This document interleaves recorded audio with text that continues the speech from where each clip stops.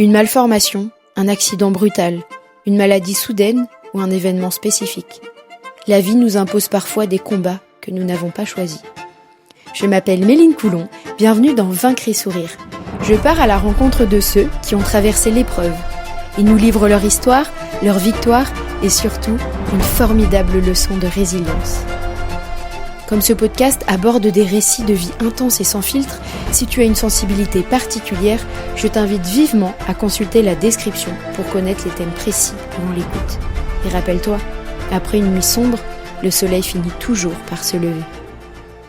Le 16 juin 2015, Virginie monte dans une embarcation avec son mari et sa fille pour le départ de la Volvo Ocean Race. Son mari étant bénévole, il va s'assurer de la sécurité au départ de la course lorsqu'un maxi-trimaran va venir les percuter. Le choc va être d'une extrême violence, c'est ce que Virginie va nous raconter. Elle va également nous raconter sa reconstruction. Alors, qu'est-ce qui s'est passé ce 16 juin 2015 ? Le 16 juin, en fait, il y avait mon mari est commissaire de course. On fait du bateau depuis longtemps. Daniel a tous ses permis côtiers, hauturiers et tout ça. Et il était donc à l'époque bénévole, volontaire sur les courses de voile ici sur l'Orient. Et du coup, on a eu ce jour-là, c'était le départ de la Volvo Ocean Race, le départ de l'Orient pour, je sais plus, c'était l'Irlande, Cardiff, je crois, je sais plus. Et il s'est avéré que donc avec ma fille, on est parti. Lolita était là, Lolita qui travaille sur Paris. Et qui nous dit « Ah il fait beau, j'irai bien avec vous ». Et heureusement qu'elle est venue ce jour-là, parce que Daniel est venu nous chercher sur les pontons, sur le petit port de Pleumeur à côté de chez nous, là. Et donc il nous a pris sur les pontons et on s'est rendu sur la ligne de départ. Et du coup, on faisait la sécurité de course, on disait au bateau, on écoutait la VHF, on disait aux gens « Non, faites le tour, passez pas par là, les lignes de départ, pas de bateau ». Enfin vraiment, on faisait notre boulot. Enfin surtout lui, parce que nous on l'accompagnait. Et on n'a pas vu, il y a un maxi-trimaran qui est arrivé, c'est un très gros bateau qui fait 40 mètres de long, 25 de large, enfin un truc de dingue. C'est un bateau suisse et qui est basé à la Trinité, près de l'Orient. Et ce bateau est arrivé parmi toutes les embarcations. Donc après, moi, je me rappelle pas, on me l'a expliqué. Donc il y a eu beaucoup de messages de gens qui ont dit « Mais vous n'avez rien à faire là, c'est dangereux ». Et ils faisaient pas partie de la course, ils étaient juste là en spectateurs en fait. Okay. Et ils étaient soi-disant venus dire au revoir à un équipage, il y avait un équipage de filles sur la Volvo à ce moment-là, et qui étaient des amis à eux, et ils se sont approchés au plus près. Ils ont voulu s'approcher au plus près de la ligne de départ, sauf que nous on était là. Et ils ont manœuvré. Et ces bateaux-là, il est tellement grand, les voiles sont tellement immenses que ça met 350 mètres à s'arrêter. Donc ils n'ont pas pu s'arrêter. Donc il a slalomé entre les embarcations et nous, il n'a pas réussi à nous éviter. Donc il nous a percutés par l'arrière. Ma fille, mon mari, donc sur le bateau on était 4, ma fille, mon mari, puis notre meilleur ami, Didier. Et eux, ils ont eu le temps de se coucher. Moi, j'étais sur la banquette arrière. Et j'ai absolument pas eu le temps de faire quoi que ce soit. Et le safran est venu me cueillir sur le siège arrière. Et du coup, en passant sur mes jambes, tout simplement. Donc je suis partie dans le sillage du bateau, parce qu'il a fait que passer, en fait. Ça a mis 2 secondes. Ouais. Moi, j'ai été embarquée donc, dans le sillage de ce bateau, et je suis tombée. Donc on avait tous notre gilet de sauvetage, on était vraiment équipés.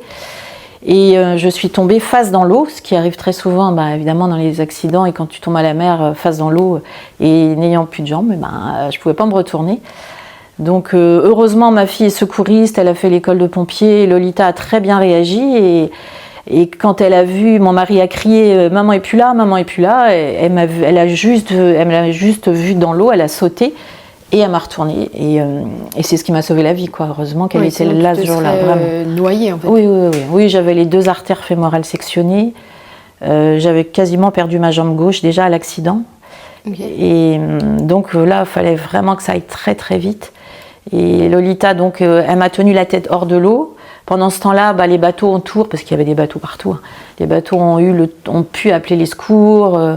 Mon mari, lui, il a été tellement marqué par ce choc, par cette violence, qu'il est tombé en état de sidération. Donc pour lui, ça a été figé, à rien pouvoir faire. Mais vraiment rien. Vraiment, après, les psychiatres nous ont dit on n'a jamais vu quelqu'un en état de sidération aussi prononcé, aussi grave. Ouais, tout s'est bloqué, quoi. Ouais, il est resté comme ça, droit. Alors lui qui est tout le temps dans l'urgence, enfin dans la rapidité, dans l'action, incroyable, quoi. Le choc, elle a vraiment prostré. Et du coup, donc il n'y a que Lolita qui a pu me tenir la tête hors de l'eau. Et là, très vite, les secours ont été prévenus. Donc la SNSM est arrivée très vite, c'est les secours en mer.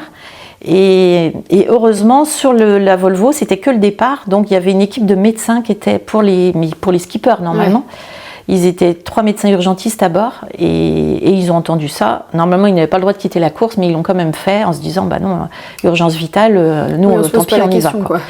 Donc, Jean-Marc, qui était le médecin que je connais maintenant, ils sont très vite arrivés et là, ils ont eu les bons gestes, tout s'est bien boutiqué parce qu'ils étaient vraiment pas loin.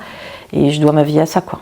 Ouais. Vraiment à l'urgence, au secours qui était sur place. Ça m'arrivait dans d'autres conditions, évidemment que je pouvais pas survivre à un tel truc, quoi.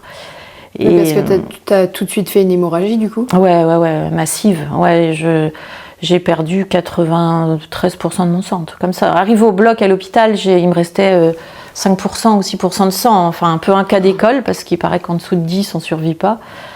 Moi, j'ai survécu à ça. Bon, et toi, tu avais perdu connaissance Alors, moi, j'ai pas de souvenir, mais les médecins, Jean-Marc me disait, non, tu n'as pas perdu connaissance. Tu répondais, on essayait de te tenir justement éveillé. Alors, j'ai un peu de souvenir d'entendre Virginie, vous êtes avec nous. J'ai encore ce souvenir-là. C'est le seul truc que j'ai.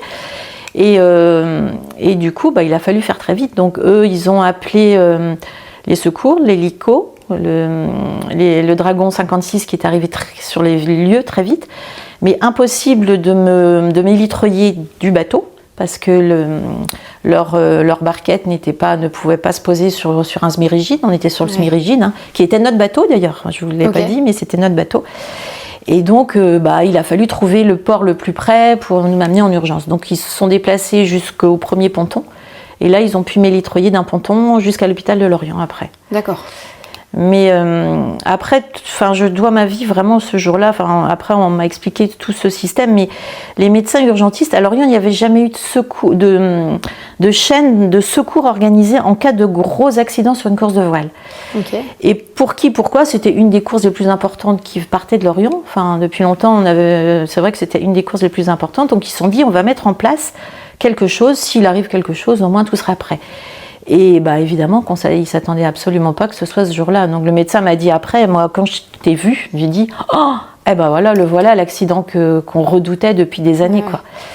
Et dans cette chaîne de secours qu'ils ont mis, tu vois, il y avait des médecins, des chirurgiens, des médecins urgentistes, des médecins d'autres hôpitaux privés. C'était toute une ligne de secours comme ça où ils se sont dit voilà, si jamais il y a quelque chose, on peut opérer en urgence. Si c'est un accident grave, on peut le faire. Ils dégainaient rapidement sans avoir à contacter, à machin. Tout le monde était prêt. Voilà ce qui s'est passé. Et puis j'ai eu, dans mon malheur, j'ai eu cette chance folle de tomber sur ces médecins qui sont urgentistes depuis à l'époque 25 ans sur Lorient, qui connaissaient leur métier par cœur. Et puis des concours de circonstances, tu vois, moi ce qui m'a sauvée aussi, c'est que dans leur caisse de secours sur les bateaux, généralement, ils n'emportent que pour des petites blessures en mer. C'est très rare d'avoir des grosses blessures comme moi j'ai pu avoir. Ça peut être les plus gros. Enfin, ils me disaient, en général, ils ont des blessures avec des hélices de bateau, des choses comme ça. Mais là, pas des choses aussi graves que moi. Et pourquoi, ce jour-là, ils se sont dit, on va mettre dans les caisses quand même des pansements Garot. C'est ce qu'ils appellent les pansements israéliens. Qui sont, qui à l'époque, on utilisait ça très peu.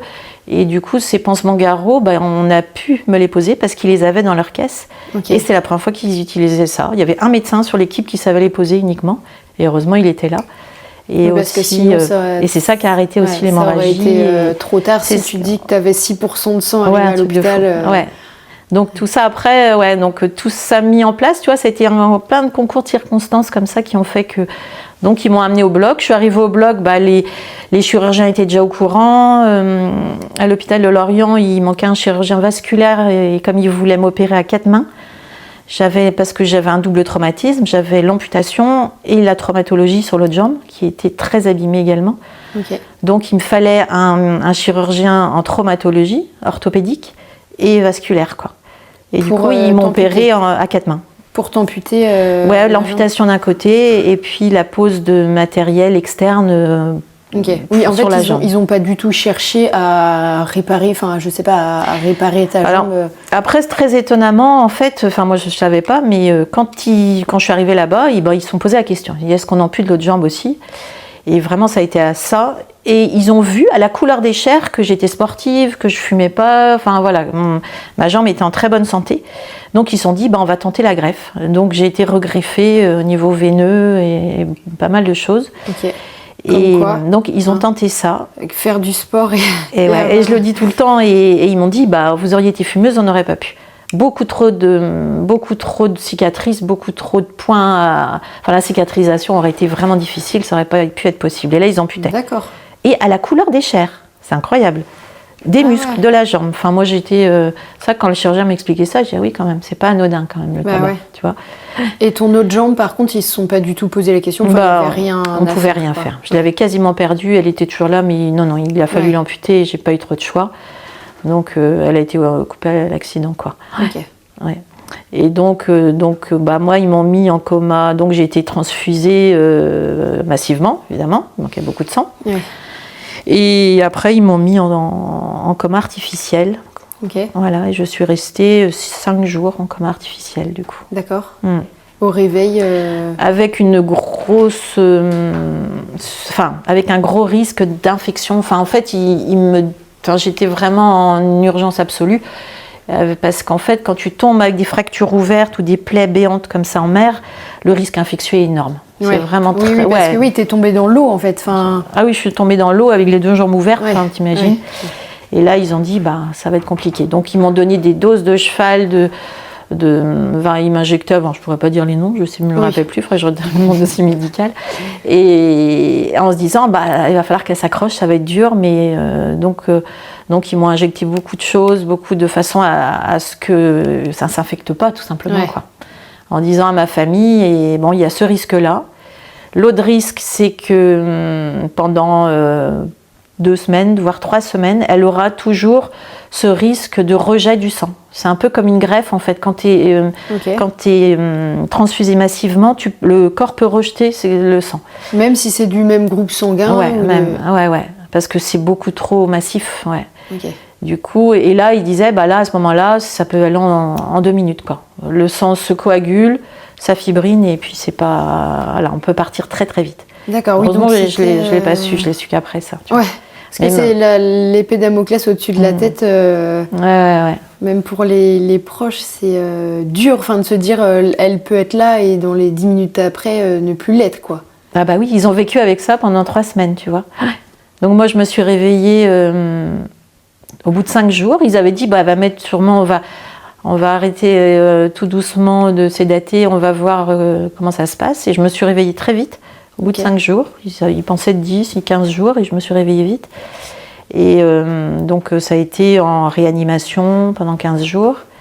Et après, j'ai demandé à sortir du service parce que c'était fatigant, c'était dur pour moi, la réanimation, c'est vraiment éprouvant.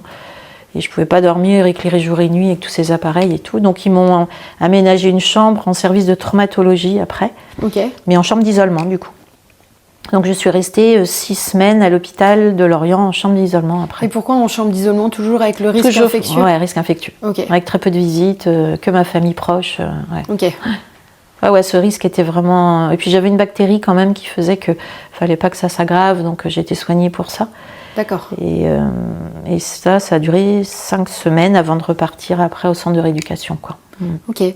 Comment on t'a annoncé tu t'es réveillée, t'as plus de souvenirs aujourd'hui, mais de ce que tes proches te racontent, tu t'es réveillée, tu savais ce qui s'était passé ? Ou même là, on a dû te dire...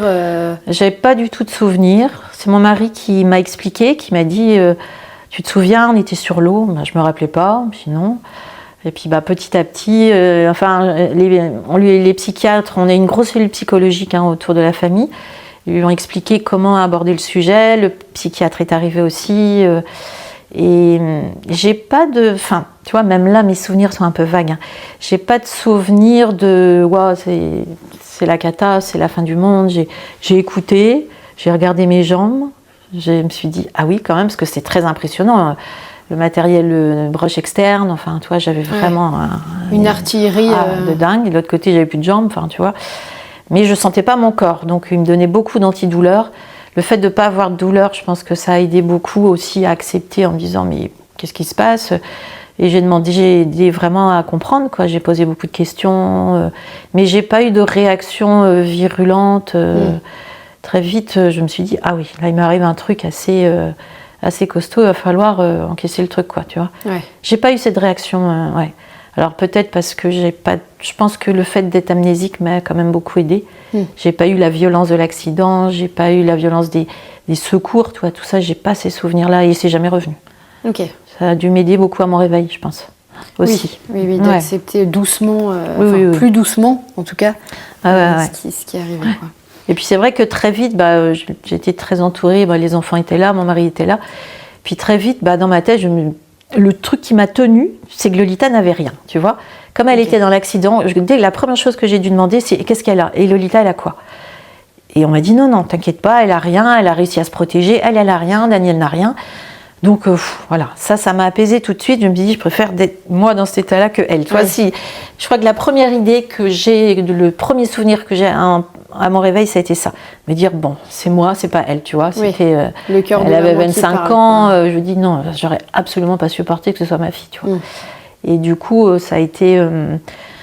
après, les choses ont suivi. Voilà, j'ai été suivie par les psys, les machins, à l'hôpital déjà, beaucoup.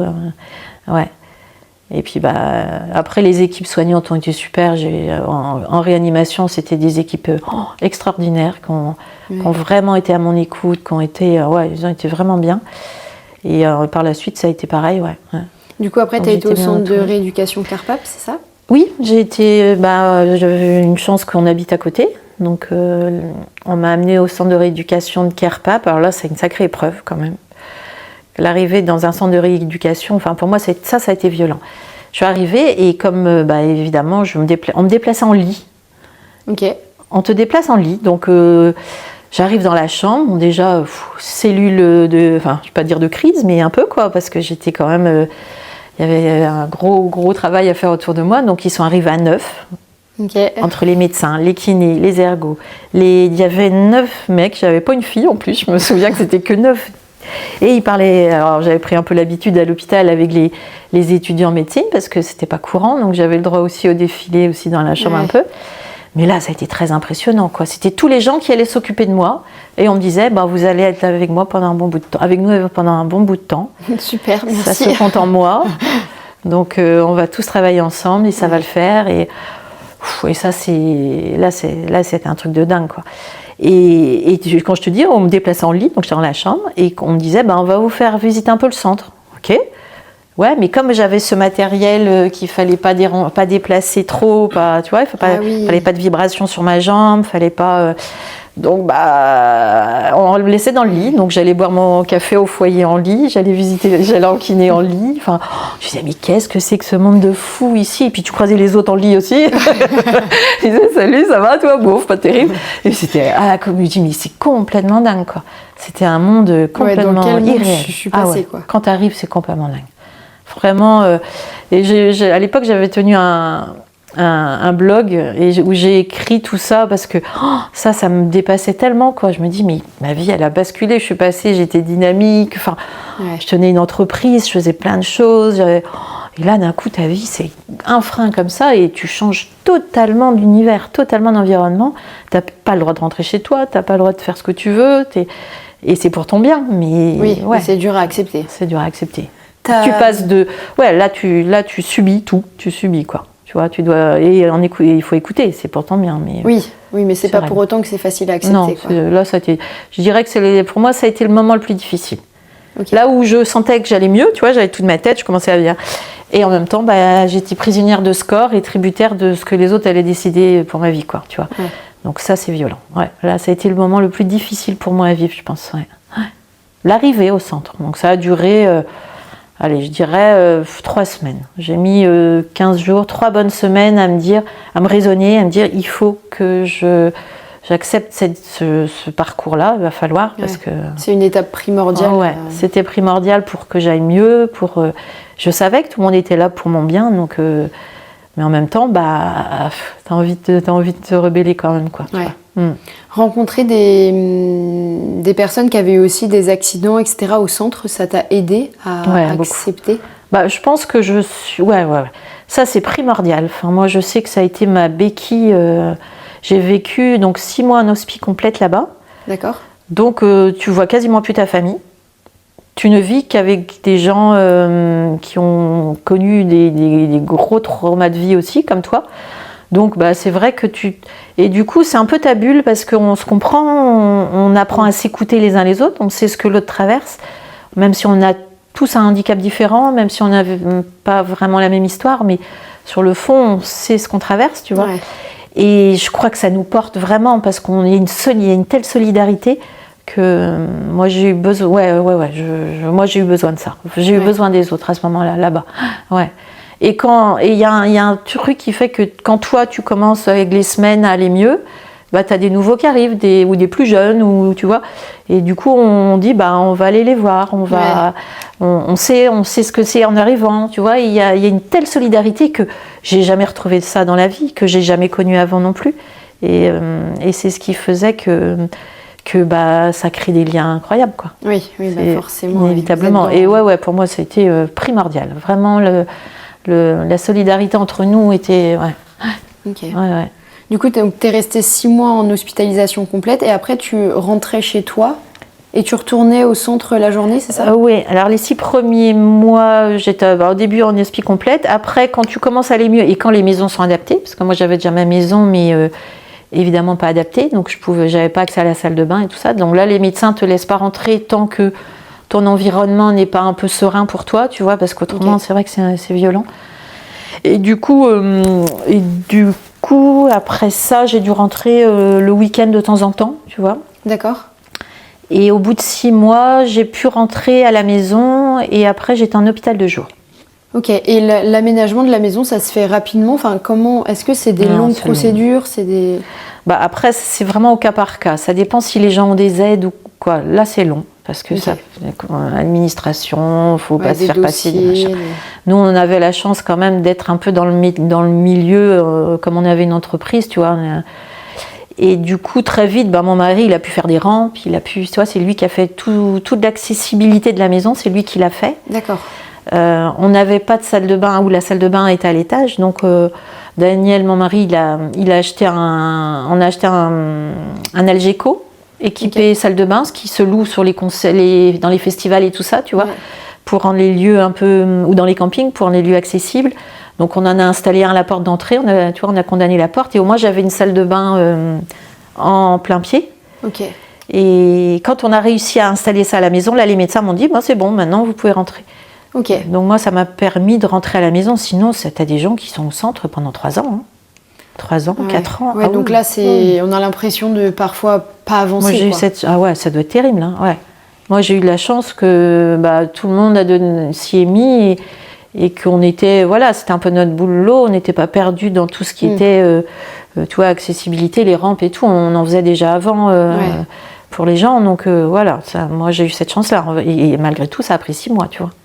Ouais. Donc du coup, tu arrives au centre avec toutes les broches à ta jambe? Non, alors entre-temps, oui, j'ai oublié de dire, les broches, on me les a retirées avant de rentrer au centre. D'accord. Après, j'ai été réopérée et on m'a mis des plaques. Ok. Et donc après, j'ai des plaques dans les jambes. À quel moment on t'a passé du lit au fauteuil? Assez vite, parce que très vite, on m'a dit, alors je dirais peut-être une dizaine de jours. Ok. Où on m'a dit, maintenant il va falloir être autonome dans le centre. Tu vois, ils ont essayé de me faire gagner en autonomie dès que j'ai pu, et ils m'ont fourni du coup un fauteuil électrique.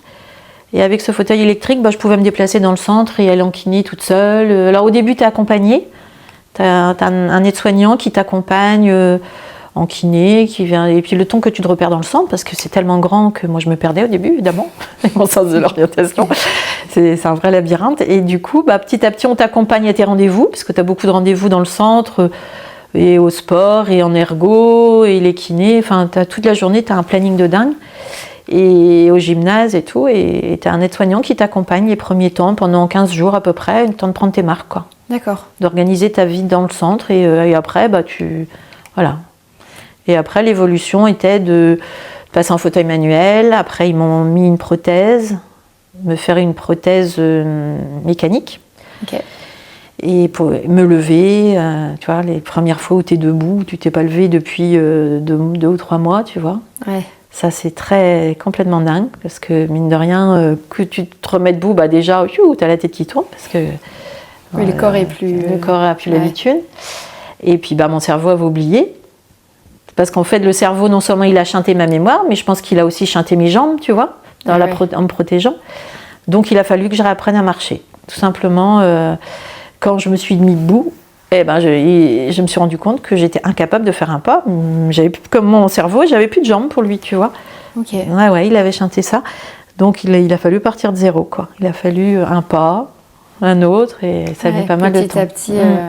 Et le fait de passer en fauteuil, est-ce que ça a été un nouveau choc pour toi de te dire, là c'est une nouvelle vie vraiment qui commence, quoi? Étonnamment, non. Ok. Non, parce que moi, ça m'a rendu mon indépendance et ma liberté. Parce que j'étais clouée autrement, tu vois. Tu t'es accrochée à ça. Le fait de plus avoir de jambes, en fait, évidemment que là, je voyais mon avenir. Là, tant que j'étais comme ça, pour moi, c'était très compliqué de me projeter dans une autre vie, tu vois. Et quand je me suis retrouvée en fauteuil, j'ai commencé à regarder autour de moi et voir les copains tétraplégiques, paraplégiques, et me dire, mais certains reviennent au centre, tu vois, après des interventions. Non, eux, ça fait 10 ou 20 ans qu'ils sont en fauteuil. Ils me racontaient leur vie à l'extérieur, et je me suis dit, on peut avoir une vie en fauteuil, en fait, tu vois. Ouais. Et du coup, moi, le fauteuil, il n'a jamais été un problème pour moi. Ok, oui, toi, ça t'a rendu ta liberté. Moi, ça m'a rendu mon indépendance. Ouais. Si je devais le résumer comme ça, ouais. Ok.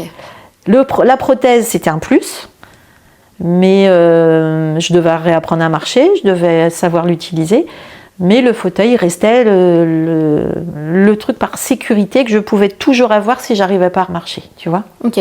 Dans ma tête. Et tu as pu par la suite remarcher et utiliser cette prothèse? Alors j'ai remarché au centre, on m'a réappris à marcher. Au début j'avais une prothèse mécanique, ce qui veut dire une prothèse qui reste comme un pilon, tu vois, qui reste rigide, qui se déverrouille pas ni quoi que ce soit. Et une fois que tu sais marcher avec ça, on te fait marcher entre des barres, après avec des béquilles, après avec une béquille.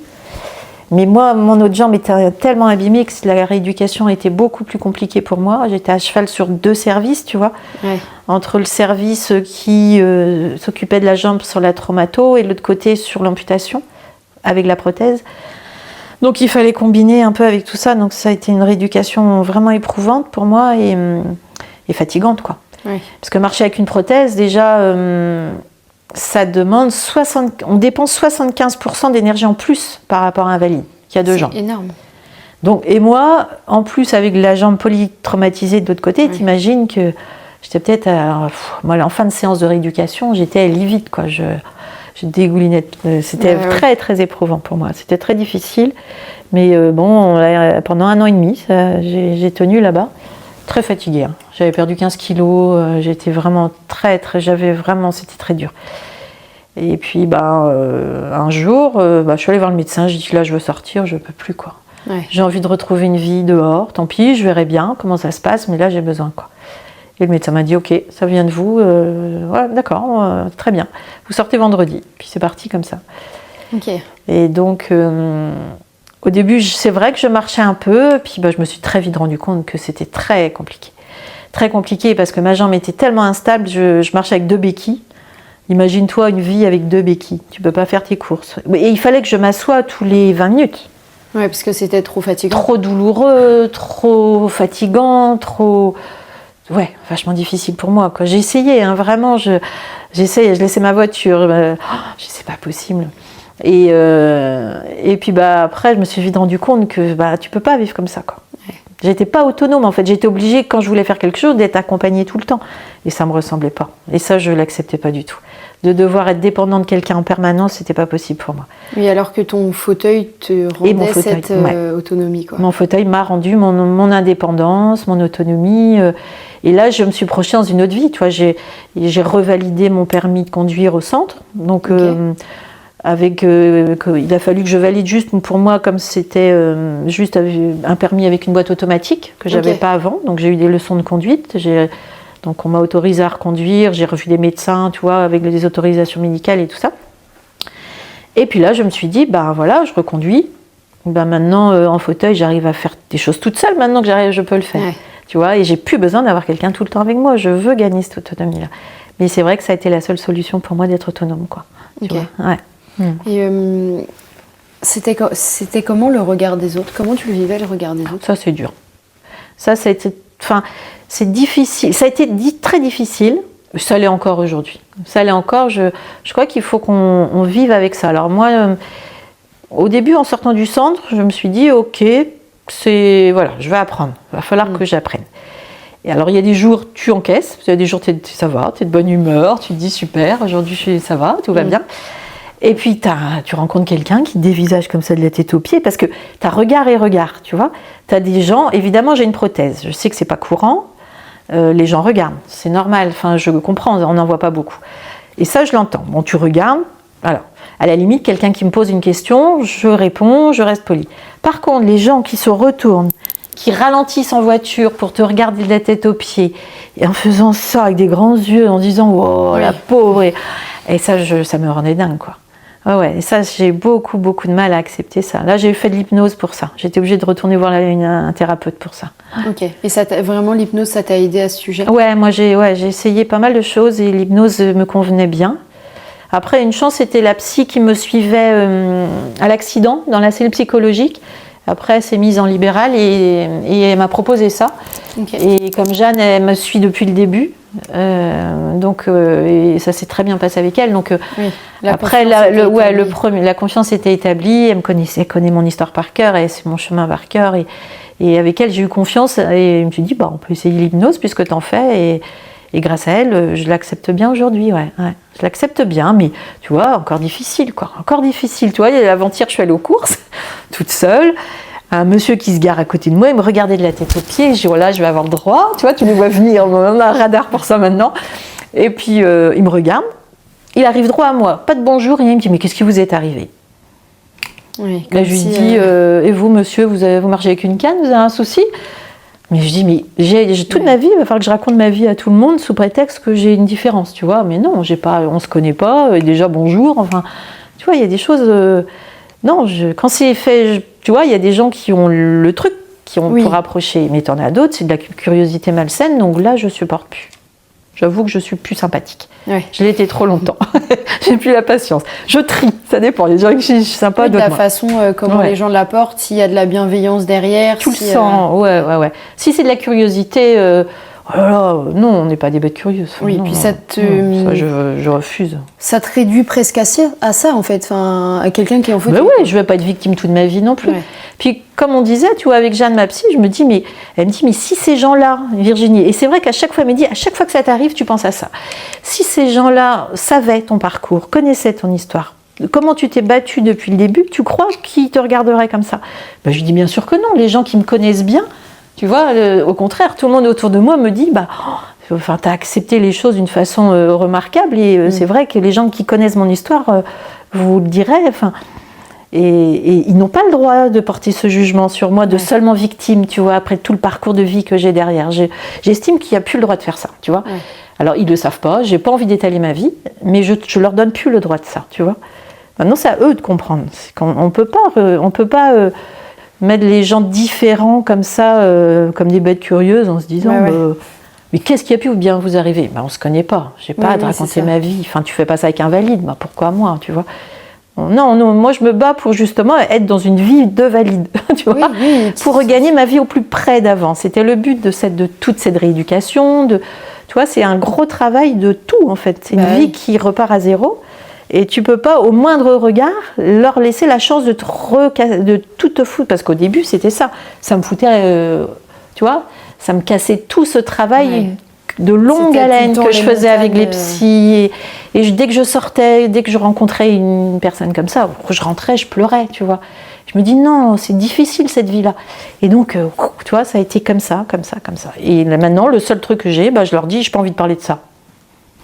Oui, et comme ça te permet de, toi, pas redescendre. Moi, ça me protège, et puis je me dis, puis ça vous regarde pas, on se connaît pas, il va continuer son chemin, on se verra plus. Qu'est-ce que ça m'apporte, moi, de discuter avec des gens comme ça? Tu vois, j'ai plus cette patience que j'avais au début, mais au début, tu vois, j'étais un peu affaiblie, j'avais pas envie de me battre sur tous les terrains non plus, à chaque fois que je sors. Oui. Tu t'essayais d'avoir déjà une vie qui ressemblait à la tienne avant.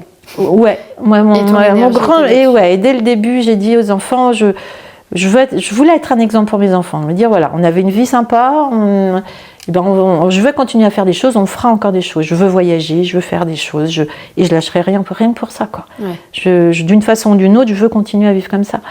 Mais il y a des fois, bah oui, la vie dans le monde de Valide, et tu t'en prends un peu plein la gueule, ouais, faut dire ce qui est. Il y a des gens super gentils, super bienveillants, et heureusement. C'est une petite minorité, hein, mais quelquefois, tu sais, quand tu vas pas bien, c'est la petite minorité qui peut te pourrir. Bah, c'est ça que tu retiens, c'est ça qui est dommage, quoi. Ouais. Comment ça s'est passé pour tes enfants et ton mari après l'accident ? Alors Lolita, elle, comme tu vois, elle s'est mise en position de secours, tu vois, elle a été comment te dire, active, ouais. Elle a été active dans les secours. Et c'est vrai que c'est Lolita qui m'a sauvé la vie. Il faut dire ce qui est. Sans elle, je me noyais. Donc je pense que elle, du coup, tu vois, grâce à elle, je pense qu'elle a un rôle différent. Tu vois. Un point de vue. Ouais. Donc elle a été bien assez vite, Lolita. Ouais. Elle a été suivie aussi, mais très vite. Les psys ont dit, elle est incroyable, quoi. Et elle a pris un peu cette place. Enfin, on a eu des enfants qui, tous les deux, ils avaient 20 et 25 ans. Tu vois, Arthur avait 20 ans. Et il travaillait avec son père. Et Arthur, du coup, mon mari ne pouvant plus bosser non plus, il a pris la suite de l'entreprise, la direction, pendant pas mal de mois. Parce que Daniel, il a été arrêté 18 mois en tout. Suite à son trauma, lui, psy, quoi. Ouais, ça a été très compliqué. Il s'effondrait souvent, un bruit, une odeur, comme on disait tout à l'heure, passer le sas de l'hôpital, dès qu'on doit aller aux urgences, il s'effondre. Ça rappelle, c'est trop douloureux. Et toujours, ouais. Une hypersensibilité, je dirais, et moi aussi. Hein. On est devenus très très sensibles à beaucoup de choses. Moi, je suis très réceptive à plein de choses que je l'étais pas avant. D'accord. Je sais pas ce qui fait ça. Quand je suis avec des gens, je capte des trucs. Ouais, je fais très attention à ça. Et je vois que lui, c'est pareil. Je sais pas, le traumatisme nous a changé. En fait, ça change vraiment beaucoup de choses. Et Arthur, notre fils, lui, il a eu un parcours un peu difficile parce qu'Arthur, il était à la maison. Lui, il nous savait en mer et il était à la maison quand il a eu un coup de fil de sa sœur disant papa, on a eu un accident. Papa et maman sont à l'hôpital et tout, donc sans savoir ce qui se passait, il dit mais reste à la maison, ne viens pas, ça sert à rien. Ils sont en train d'opérer maman, on ne sait pas. Et pour Arthur, ça a été vraiment compliqué aussi. Et lui, il a été un peu en dehors de tout ça, comme on a eu cet accident tous les trois. Tu vois, il y a eu une espèce de truc. Donc trouver sa place dans l'accident, enfin dans l'histoire. Ouais, quoi. Je pense que pour Arthur, ça a été. Et comme il a un caractère assez introverti ça a été assez compliqué pour lui, je pense. Et petit à petit, il a été très très présent. Ils ont été très présents, les enfants. Vraiment, on leur doit beaucoup. Et puis, très proche. Tu vois, Lolita, elle devait repartir travailler sur Paris. Elle a tout lâché pour être là avec nous. Elle a mis tous ses projets professionnels, entre guillemets, et elle est restée là. Et puis, Arthur, par la force des choses, il n'a pas eu trop le choix non plus pour essayer de tenir l'entreprise comme il pouvait, quoi. Oui. Et puis dans le temps, mais Arthur a été très présent après pour moi, quoi. Aussi, Lolita, elle est repartie sur Paris, mais Arthur a été là pour m'aider dans le quotidien, tu vois, au début, pour aller faire les courses, pour faire plein de choses. Lui, sa vie a été un peu mise entre guillemets, tu vois, et souvent, je lui dis, et puis après, quand je me suis sentie mieux, je lui ai dit, Arthur, faut que tu penses à toi aussi, tu peux pas non plus, on va faire en sorte que, la vie doit redémarrer pour tout le monde, faut que ça... Et là, quelques mois après, il m'a dit, maman, je vais partir marcher. Et j'ai besoin de faire une coupure avec le travail, avec tout ça. Je dois partir. Et je lui dis, ok, tu fais quoi? Il me dit, je vais partir faire Nantes-Genève à pied. Bon, Arthur, c'est ok. Alors, il soit qu'il était un peu comme ça, il est un peu... Je lui dis, oui, ouais, pourquoi pas. Il me dit, j'ai besoin. Et effectivement, il est parti quelques mois plus tard avec sa toile de tente, son sac à dos. Et puis, il a fait Nantes-Genève en 1 mois et demi, quoi, tu vois. Ok. Ouais. Il a posé des choses sur ce chemin. Ouais, et tout seul, ça... Et quand il est rentré, c'était plus le même. Enfin, voilà. Et je pense qu'Arthur, ça a été le cheminement, tu vois. En fait, je pense que tout le monde... Quand il t'arrive des trucs comme ça, je crois que tout le monde a besoin de prendre des marques d'une manière, comme on le ressent. Il faut s'écouter, je pense. Ouais, et ça, j'étais vachement fière de lui parce que lui, il a su que ce qui lui ferait du bien, ça serait de partir tout seul, tu vois, et de couper un peu de cette vie qui nous a un peu tous donné le tournis quand même, quoi. Oui. Parce que c'était, en plus, il faut dire que c'était quand même un accident qui a été très médiatisé, et ça, c'était pas notre vie non plus, quoi. Tu vois, on s'est retrouvés dans une machine de dingo, et judiciaire, et tout en même temps, quoi. Et pour tout le monde, ça nous a tous donné le tournis, en fait. Donc, oui. Les journalistes, les machins, comme on disait tout à l'heure. Non, c'était pas notre vie. Moi, j'avais envie d'une vie plus sereine, tranquille. Je voulais que ça se termine, quoi, tu vois. Ouais. Et je pense qu'Arthur, ce cheminement, c'était un peu ça aussi, tu vois. Ouais, poser les choses et je pense. Recommencer quelque chose de différent. Voilà, puis se reconstruire dans une vie normale, notre vie, quoi. Tu vois, on avait besoin de retrouver nos marques dans notre vie, tout simplement. Et tu as réussi à retrouver la place de Virginie en tant que Virginie, mais aussi de maman et de femme que tu avais avant? Ou c'est une nouvelle place que tu as Non, je pense que j'ai la place que j'avais avant. Je pense que, alors peut-être que les liens sont plus serrés, honnêtement, mais on était déjà une famille soudée. Ouais, franchement, je pense que ce rôle... Non, je me sens pas différente. Été compliqué, Non, alors peut-être plus proche des enfants, effectivement, parce qu'on a une histoire qui n'est pas ordinaire. Et Sally ma vie de femme, je trouve que très vite, je l'ai acceptée, en fait. Et très vite, mais toujours dans la même démarche, en me disant, j'étais comme ça, j'ai pas envie de changer. Tu vois, j'ai toujours été coquette, j'ai toujours été comme ça. Et je me suis dit, le handicap n'empêche pas ça, en fait, tu vois. Des réflexions que j'avais tout le temps, dis donc, tu continues à te maquiller. Tu vois, t'es bien habillée. Enfin, tu vois, des trucs de... Alors, c'est peut-être des trucs de nana, effectivement, c'est des trucs de filles. Mais pour moi, c'était important, tu vois. C'était important parce que c'était celle que j'étais avant et toujours pareil. Je me dis, mais pourquoi je devrais changer? Je trouve que ma vie, elle a assez changé comme ça. Je veux être comme j'étais. J'étais bien avant, tu vois. Et j'ai réussi à avoir ce chemin, donc j'ai pas ressenti trop de changement. Non, pas dans cette vie-là. Non. Okay. Et puis j'ai eu la chance d'être avec un mari qui, non, cette différence, voilà, c'est une petite différence et puis c'est tout. C'est pas, voilà. Je suis restée la même en fait, tu vois. On a les mêmes discussions, on a les mêmes activités avec un peu plus de difficultés, mais aujourd'hui on fait plein de choses, quoi. Tu vois, on voyage, on fait plein de choses ensemble et on a réussi à surmonter tout ça, c'est super, quoi. Ouais. Et est-ce que donc t'es sortie du centre après, est-ce que des fois on a quand même un peu besoin de retourner au centre parce que c'est un peu un lieu où on est où c'est une safe place un peu. Ouais. Les gens nous regardent pas mal. Ouais, ça fait du bien. Alors je l'ai eu longtemps. J'y retournais assez souvent. Enfin, j'y retourne toujours. Maintenant, c'est vrai que c'est plus espacé. Mais ouais, j'avais besoin d'aller là-bas parce qu'en fait, quand tu sors de là, le monde, t'es agressé tout le temps en fait. Tout est compliqué quand même. Ta logistique est compliquée, les regards des autres, les rapports aux autres, c'est compliqué. Alors qu'au centre, tu vois, tout le monde se protège. Ouais. La logistique est facile, tout est adapté, tu te déplaces comme tu veux, tu fais ce que tu veux. Et c'était ma deuxième maison. Ah ouais, sur la fin, j'ai eu... tu vois, autant c'est difficile d'y aller, parce que c'est pas ta vie, mais quand tu dois quitter le centre, c'est vachement difficile. Parce que tes amis sont là-bas, tes amis, toi, tout ce que tu as fait pendant 2 ans là, parce que tu te coupes de ta vie dehors, en fait. Oui. Moi, je me suis complètement coupée de ma vie dehors, hein. Complètement. Mes amis étaient au centre, hein, vraiment. Et dehors, j'avais des amis, mais j'avais plus les mêmes centres d'intérêt. Tu vois, mes copines, elles parlaient boulot. Enfin, moi, j'étais à 15 000 de ça, j'avais déjà oublié ce que... Tu vois, vu que la mémoire me jouait un peu des tours, je savais plus de quoi elle parlait. Enfin, tu vois, je me suis plus sentie en face du tout dans ce monde-là. Tout allait hyper vite. Oui. Parce que ça, c'est pareil quand tu es au centre. Tout est facile, mais t'es dans ce microcosme tout est simple. Et quand je suis sortie, je dis, waouh, mais tout va vite dehors, en fait. C'est pas si simple. C'est pas si simple, il va falloir s'habituer à ça.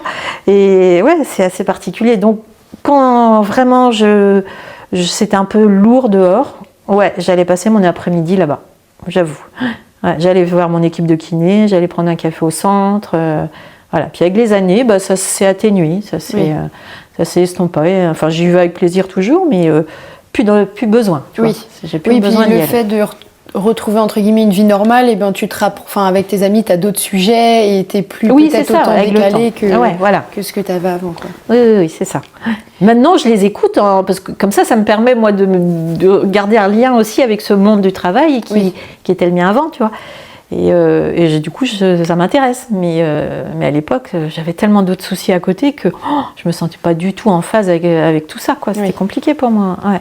Il y a des amis pour qui ça a été trop dur, cet accident, et la différence que tu avais maintenant. Ouais, j'ai eu des amis qui s'interdisaient beaucoup de choses, en fait, tout le temps que moi j'étais à l'hôpital, qui se sont dit, nous on n'a pas le droit, tu vois. On n'a pas le droit d'aller en vacances, on n'a pas le droit de faire ça. Oui, les amis très proches ont réagi comme ça. Il y a beaucoup qu'on fait. Et ça t'a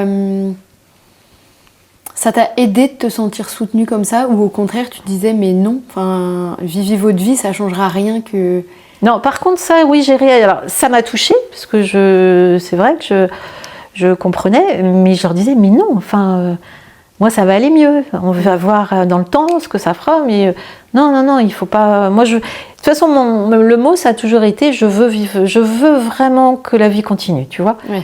Et au mieux possible pour tout le monde, et c'est important. Pour moi, c'était important de retrouver tout ça, tu vois. Ouais. La normalité, je dirais. Tout était tellement parti en vrille dans ma vie que j'avais envie de retrouver la normalité, je dirais. Ouais. Donc si c'était un conseil d'un ami ou d'un membre d'une famille qui a une personne du coup qui a un accident comme ça serait de vivre comme si la vie était normale. Et pour autant, quand je t'entends et que tu me dis ils parlaient de leur travail, et j'avais l'impression de pas me sentir alignée un peu avec ça. En fait, il faut donner une normalité et en même temps... C'est ça qui est compliqué. Je crois que ça appartient à chacun, il faut bien jauger le truc, quoi. C'est compliqué, ça, tu vois. Je sais pas. Parce qu'il y a une période, tu vois, Mais en même temps, essayer de se caler à la normalité, je pense que ça te booste. Ouais. Ça te force à te dire, il faut que je me sorte au mieux de ça, quoi. Tu vois. Moi, ça a été vraiment mon moteur. Ça a été le truc, au bout, je veux ça. Tu vois. Je veux que ma vie soit comme ça. Ouais. Donc ça voulait dire essayer d'être au plus près de ce que j'avais avant, tu vois. Ouais, donc même si pour l'instant ça me plaît pas, donnez-moi quand même cette normalité, quoi. Ouais, on dirait ça. Ok. Ouais. Et même si certaines fois, quand t'es moins bien, c'est un peu compliqué, c'est difficile parce que c'est dur. Faut prendre sur soi parce que t'es loin d'avoir une vie normale, tu vois. Ça me demandait quand même vachement vachement d'efforts. Puis j'étais fatigable, quoi, donc... Il y a des choses que je m'imposais et il y a plus d'un que ça restait dans son canapé, tu vois. Mais je me dis non, faut pas que je rentre dans cette vie de facilité. Ouais. Faut pas, parce qu'au bout du compte, je sais que j'arriverai pas au but que je me suis donné si je fais pas ça, tu vois. Après, je me suis imposé beaucoup de choses. Je me suis pas laissée du tout. Après, c'est vrai que je me suis pas autorisée à me lâcher beaucoup. Les psys, d'ailleurs, souvent me disaient, mais elle va craquer à un moment.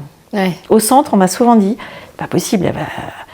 Très vite, j'ai dit, il faut que j'aille de l'avant, il faut, tu vois, je me suis pas tellement autorisée ça, j'avoue. Ouais.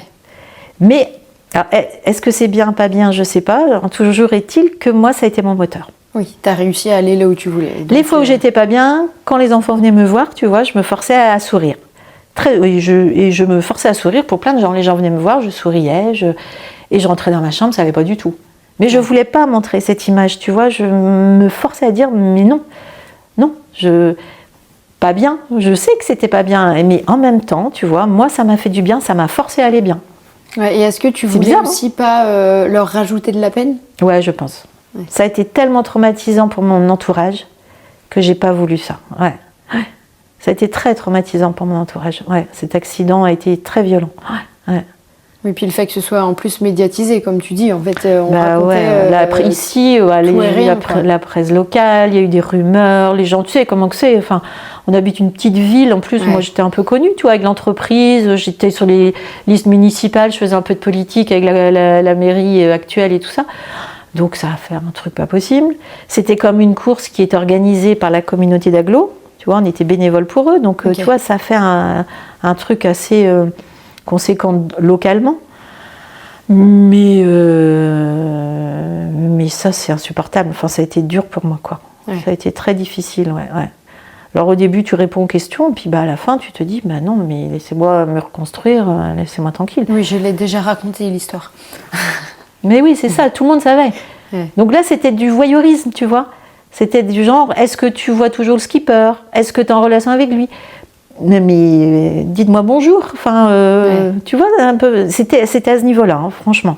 Et je disais rien. Je passais mon chemin. Je dis, mais et moi, ma vie, c'est quoi? Ma vie, elle dépend pas de ce mec-là non plus. Enfin, tu vois. Oui. Je faisais un travail de dingo. Et on s'intéressait qu'au mec qui était milliardaire qui m'avait percuté. Enfin, pour moi, c'était pas concevable, quoi, tu vois. C'est compliqué à entendre. Et je vivais ça au quotidien. Ouais, t'avais l'impression qu'on mettait un peu sous le tapis tout le combat que toi, t'étais en train de mener à côté, quoi. Ouais. En me disant quand même, ouais, chapeau, t'es forte, voilà. Mais en même temps, tu le vois toujours, le skipper, là? Ouais. Qu'est-ce que ça peut vous faire, quoi? T'as eu beaucoup de colère? Alors, je dirais les premiers mois, oui. Alors, ouais, si, je pense que là, j'étais en colère, mais je me concentrais tellement à l'essentiel, à aller mieux à la rééducation, mais oui, j'avais une colère en moi. Et jusqu'au jour où j'ai été contactée par un journaliste de France 3, d'accord.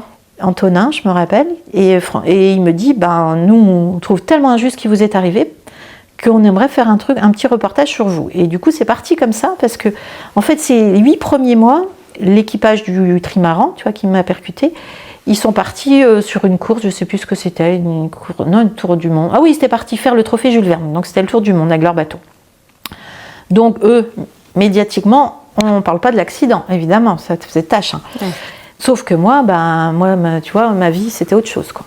Donc là, j'avais une colère, tu vois, qui montait. Je dis le jour où ça a pété, parce que je me connaissais un peu.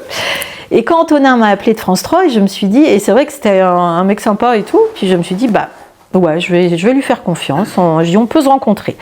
Et Antonin est venu et il m'a dit, écoute Virginie, je vais te filmer et tu vas me dire est-ce que tu acceptes ou pas, et on regardera les images, on fera peut-être plusieurs prises. Donc il est venu me filmer en rééducation, à marcher entre les bars, une journée avec moi dans le centre, avec l'accord de la direction et tout. Et il m'a filmé et tout. Et quand on a regardé la vidéo, je me rappelle de la tête d'Antonin qui me dit, non mais on touche à rien. Il me dit, elle est parfaite. Et il me dit, il faut qu'on la balance. Il faut Virginie. Il faut qu'ils prennent conscience de ce qu'ils t'ont fait, de ce qui se passe, de ce qui arrive dans ta vie. Tu peux pas rester dans ton coin et que eux continuent leur chemin comme ça. C'est pas possible. Qu'est-ce que c'est que ces gens, quoi? Bon, je dis, faut que je réfléchisse. Toujours cette colère-là.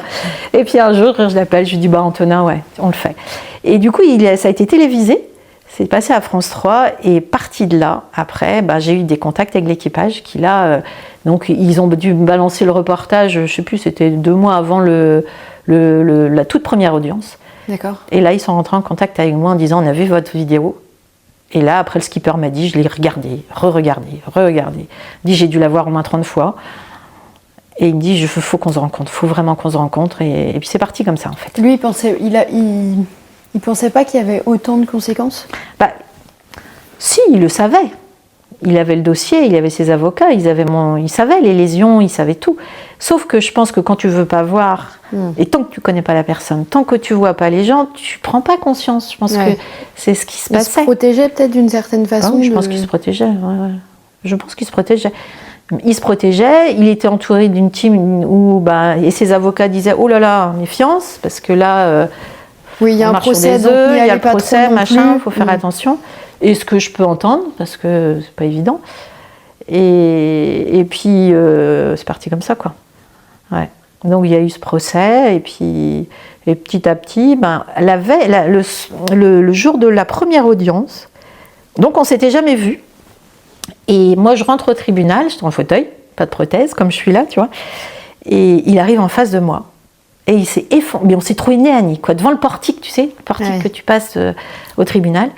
Et là, il me regarde, il s'est décomposé, il a baissé la tête et il pleurait, quoi. Ouais. Et là, je me suis dit, je l'ai fixé, je dis, ça y est, t'as compris, là? Et vraiment, ça a été inconscient, je l'ai fixé un bon moment en disant, ça y est, t'as pris conscience de ce qui m'arrive, quoi. Et là, il n'arrivait pas à décrocher son regard, et il me fixait comme ça. L'audience se passait, il me regardait, et je voyais, il avait les yeux rouges et tout. Donc je disais rien, je dis, de toute façon, on va falloir y passer. Moi, j'étais très... Au procès, j'étais très calme, tu vois... Tu étais détachée un peu? Je pense que j'étais détachée parce que je me savais très entourée. J'avais 2 avocates qui étaient super, Christine et Claire, en qui j'avais vraiment confiance. J'avais pris une jeune femme qui commençait sa carrière sur Paris, et Christine de Nantes, et elles étaient géniales. Et je me suis dit, je suis très bien défendue, j'ai confiance, ça va le faire, tu vois. Et j'y suis allée très sereine. On était vraiment. Et donc à la fin de cette première audience, son avocat faisait. Alors on a eu droit à un avocat. Évidemment, tu vois, Maître Tomim, c'était quand même pas rien. Et il a chanté son avocat, il est venu me voir, il me dit, est-ce qu'on peut... Il a demandé à mon avocate si on pouvait se rencontrer, si on pouvait se parler. Et donc, elle demande à Daniel, elle dit, est-ce que Virginie accepterait? Tu vois, ça a été comme ça. Petit pas par petit pas. Et puis je lui dis, ouais, pourquoi pas. Et donc, à la sortie, mon mari a aussi empêché les avocats de passer. Et on s'est retrouvés tous les deux. Et il me dit, est-ce que je peux avoir votre numéro de portable? Parce que faut qu'on se parle. Vraiment, je veux venir vous voir, faut qu'on se parle. J'ai OK. Et je me rappelle, il avait que son passeport sur lui. Et du coup, quelqu'un lui a tendu un crayon. Il a écrit mon numéro de portable sur son... je dis peut-être pas sur le passeport. Il me dit si. Mais on voyait qu'il était... tu vois, il était un peu chamboulé, quoi.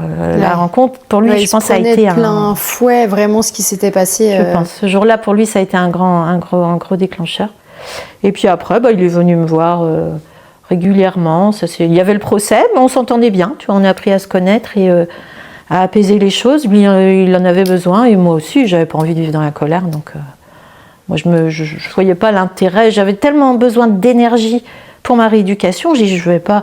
Faut pas que je parte dans un combat sur tous les terrains. Tu vois, il fallait vraiment que je pense à moi. Et j'ai su justement bien faire la part des choses là-dessus. Tu vois, ça serait un refrain, je pense que je ferais la même chose.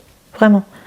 Te concentrer sur l'objectif que tu avais et de mettre toute ton énergie là-dedans. Ouais, moi, ma priorité, c'était ça. Et il était là, c'était bien. Et je lui ai dit dès le départ, je lui ai dit, si vous voulez être là pour m'accompagner dans ce chemin, oui, je veux bien. J'ai besoin de tout le monde pour m'aider à me lever, de toute façon. Ça t'a fait du bien Et ça m'a fait du bien. Et il m'a dit, je serai là. Et effectivement, il a été là toutes les étapes de ma rééducation. Il venait me voir, et il a visité les services, le centre avec moi. On a fait les services de rééducation, tu vois. Il a tenu à participer à ça, quoi. Ouais. Et puis toi, tu t'es rendu compte qu'en face, c'était pas un monstre non plus, quoi. Non. C'est pour ça, quand il y a eu plein de rumeurs, plein de choses, j'ai eu non, c'était mon histoire, toi, et c'était un chemin. Alors c'était très personnel. Même mon mari, mes enfants ne le connaissaient pas, tu vois. Moi, je connaissais pas sa famille non plus. Il me parlait de sa femme, de ses enfants. Moi, je parlais des miens, mais on n'avait jamais, personne ne se connaissait en fait, tu vois. On se connaissait que tous les deux. Donc c'était vraiment une relation importante pour nous deux. Mais qui, au départ, c'était important qu'elle soit plus ou moins intime, tu vois. Oui. On avait des choses à régler nous deux. Fallait vivre ça ensemble, oui. Voilà, c'était important. Et puis après, il a rencontré mon mari, moi j'ai rencontré sa femme, et puis voilà. C'était comment pour ton mari et tes enfants de rencontrer la personne qui avait autant chamboulé leur vie? De rencontrer la personne qui avait autant chamboulé leur vie. Les enfants? Et ton mari, Daniel? Alors ça a mis du temps, je te dis, je dirais peut-être 5 ans, 5-6 ans, je me rappelle plus trop. C'était après le procès qu'on s'est rencontrés tous, je crois, ou peut-être avant. Enfin, ça a mis 5 ans sûr. Et je leur ai tellement parlé de lui quand il venait me rencontrer, en disant, voilà, il m'a dit ça, il va faire ça... que petit à petit, les enfants... Alors, au début, Lolita, elle me disait, mais tu te rends compte, maman, c'est à cause de lui qu'on en est là. Arthur était plus comme moi, dans cette démarche, parce Arthur et moi, on est plus calmes, tu vois, plus... Daniel, il avait une colère qu'il a fallu canaliser, tu vois. Ce qu'on peut entendre, enfin, ça doit être... Évidemment. Daniel et Arthur et Lolita ont un peu le même caractère, donc ils étaient plus en colère. Mais ils se sont calés à moi, je crois. Daniel, il s'est calé à moi parce qu'il voyait que ça me faisait du bien, que je voulais avancer sur ce chemin-là. Et j'ai demandé à mes avocates aussi de m'écouter là, sur ce chemin. Elles m'ont dit, d'accord, tu as raison, on va essayer d'apaiser les choses. Donc on a mis et son avocat, lui, et notre avocate. Donc sur la fin, c'était assez marrant parce que ils travaillaient ensemble, tu vois, de façon à ce que ça soit mieux pour moi, tu vois. Oui. Que j'ai pas de... que les expertises se passent au mieux, tu vois, parce que ça aussi, il y a eu des expertises, c'est compliqué les expertises. Oui, l'objectif, c'est pas qu'il y ait une guerre, c'est que... Voilà, donc ils n'ont pas demandé de contre-expertise, ils ont mis un... Toi, j'ai bien fait de faire ça, parce que du coup, ça a apaisé les choses, et du coup, ils m'ont évité vraiment des épreuves qui auraient pu être compliquées. Ouais. Vraiment. En discutant avec d'autres grands accidentés, ou quand tu rentres dans des guerres avec des contre-expertises, et là, c'est l'enfer, quoi. Vraiment, c'est destructeur, et ça dure 10 ans. Moi, je leur ai dit, je veux que ce soit au plus simple possible, et que ça dure pas 10 ou 15 ans, quoi. Ouais. Et ils m'ont dit, on va faire le nécessaire. Et le fait de tous s'être coordonnés, on s'est mis, c'est vraiment ce truc-là. Tout le monde a respecté ses promesses et voilà, ça s'est passé comme ça. Donc moi, ça m'a permis d'aller vite mieux, tu vois. Ouais. Ouais. Oui, forcément, parce que tu rentres pas en guerre avec... Bah ouais, c'est évident. Et puis il y a moins de colère, forcément, puisque... Bah oui. T'es plus en colère contre l'autre parce qu'en plus, ça dure longtemps, parce qu'en plus... Voilà, ouais. T'attendais quoi de ce procès? La vérité. Parce que moi, j'avais pas de mémoire, on me l'a raconté. Alors, avant le procès, toujours pareil, tout le monde mettait un peu son grain de sel. Et il faut dire que Daniel, quand on a eu l'accident, il a été mis en garde à vue. Parce qu'effectivement, on n'était pas les pros de la mer, c'était quand même le skipper qui, lui, est professionnel. Et évidemment que c'est pas lui qui avait fait une erreur. À la base, c'était ça. Donc, il a été, je ne sais plus combien de temps, ça a duré 3 jours quand même, où il a été, et puis costaud. Hein. Et donc, moi, on me l'a dit après, mais je dis c'est pas possible, quoi. En plus, moi j'étais en réanimation entre la vie et la mort avec mon diagnostic vital engagé. Ouais. Lui, il était plutôt malmené par la police, tu vois. C'était la gendarmerie maritime, donc un peu violent, quoi. Ouais. Et ce qui s'est passé, c'est que peu de temps après ça, comme il y avait énormément de gens sur l'eau, il y a eu beaucoup de photos, de films, de faits, et aussi de l'AFP, qui était, comme on était sur la ligne de départ, l'AFP était là pour faire des photos du départ de course. Ouais. Et un journaliste de l'AFP prend contact avec mon mari, il dit, moi j'ai tous les clichés, j'ai tout votre accident en ralenti. Tous les clichés. Donc j'accepte de vous les donner si ça peut vous aider. Donc pour nous, c'était une aubaine, quoi, vraiment. Ça, et un monsieur qui est venu déposer un film, il était, lui, sur un autre bateau, ou à la pointe du talus, qui étaient des rochers assez avancés, face à l'accident, en fait. Et il a filmé l'accident. Et cette vidéo, c'est celle qui a servi au procès, en fait. D'accord. Et la police, du coup, la gendarmerie maritime a visionné et les photos, et les vidéos, et tout ce que les gens ont donné. Et là, ils se sont dit, ah ouais, mais en fait, il y est pour rien. Et effectivement, ça ne s'est pas passé comme ça. Donc après, toute la situation s'est retournée. Et voilà. Et donc, ce procès, pour moi, il a été important pour disculper Daniel, tu vois. Parce que pour lui, t'imagines un peu c'est difficile. Tu as ta famille en difficulté, ta femme entre la mort et la vie et la mort. Et en plus, tu vois, on se retrouvait, ce qu'on voit à la télé, c'était dans notre salon, quoi, tu vois. Ouais. Donc l'enfer, et il s'est avéré que grâce aux gens qui ont donné tout ça, j'ai pu... Toi, t'attendais une vérité, ouais, qu'on repose l'histoire. Et moi, j'avais besoin qu'on m'explique. Donc j'ai assisté à toutes les audiences. J'ai été là du début jusqu'à la fin. Ça n'a pas été simple, mais j'avais besoin, en fait. Ouais, quand t'as pas de mémoire, j'avais besoin qu'on m'explique mon histoire. J'ai eu cette démarche-là avec tout le monde. Quand les médecins qui m'ont porté secours, les 3 urgentistes, dès qu'ils ont pris contact avec moi, j'ai demandé à les voir tout de suite, tu vois, parce que je voulais qu'on m'explique ce qui m'était arrivé. Je dis, j'ai besoin que c'est mon histoire, j'ai besoin que vous me racontiez ce qui s'est passé. Et donc j'ai eu cette démarche tout du long. Je voulais savoir ce qui m'était arrivé, tu vois. Et ça a été quoi la réponse au procès ? Au procès, il a été inculpé sur tous les chefs d'accusation. D'accord. Donc il s'est pris, il avait eu 3 ans de prison avec sursis. D'accord. 25 000 € d'amende, et puis des dédommagements aux enfants. Et, ouais. 25 000 pour moi, 25 000 pour les enfants. Enfin, je ne sais plus combien que c'était. Mais c'était quoi ces chefs d'inculpation ? Je ne sais plus ce que c'était. Je pourrais te dire, il a été inculpé sur les lois du RIPAM, en fait, où normalement toute embarcation doit être, tu dois être maître de quand tu arrives par derrière, tu dois toujours maîtriser un peu comme sur la route, ton véhicule, en fait. Oui. Et puis il est venu nous percuter par derrière, et nous on était à l'arrêt. Et eux, ils ont essayé justement de jouer sur le fait qu'on n'était pas à l'arrêt. Donc sur les vidéos, c'est ce qui fait que la vidéo a servi beaucoup. Il y avait ces fameuses traînées blanches derrière le sillage du bateau qu'on voyait sur la vidéo. Et tout a été expertisé, décortiqué par des experts, par le juge, pour essayer de comprendre dans quel sens allaient ces traînées blanches et tout ça, pour savoir si nous, on se déplaçait. Parce qu'au départ, ils ont dit, c'est eux qui se sont jetés sous notre bateau, tu vois. D'accord. Et effectivement, ça a été tellement vite que les gens ont pu voir ça. Mais les images au ralenti montraient bien que c'est bien eux. Ils sont arrivés comme ça et ils ont tourné, ils ont viré de bord.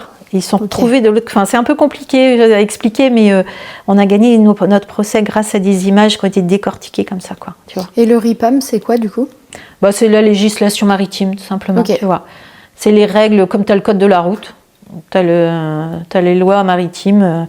Et ça, c'est pour tout professionnel de la mer.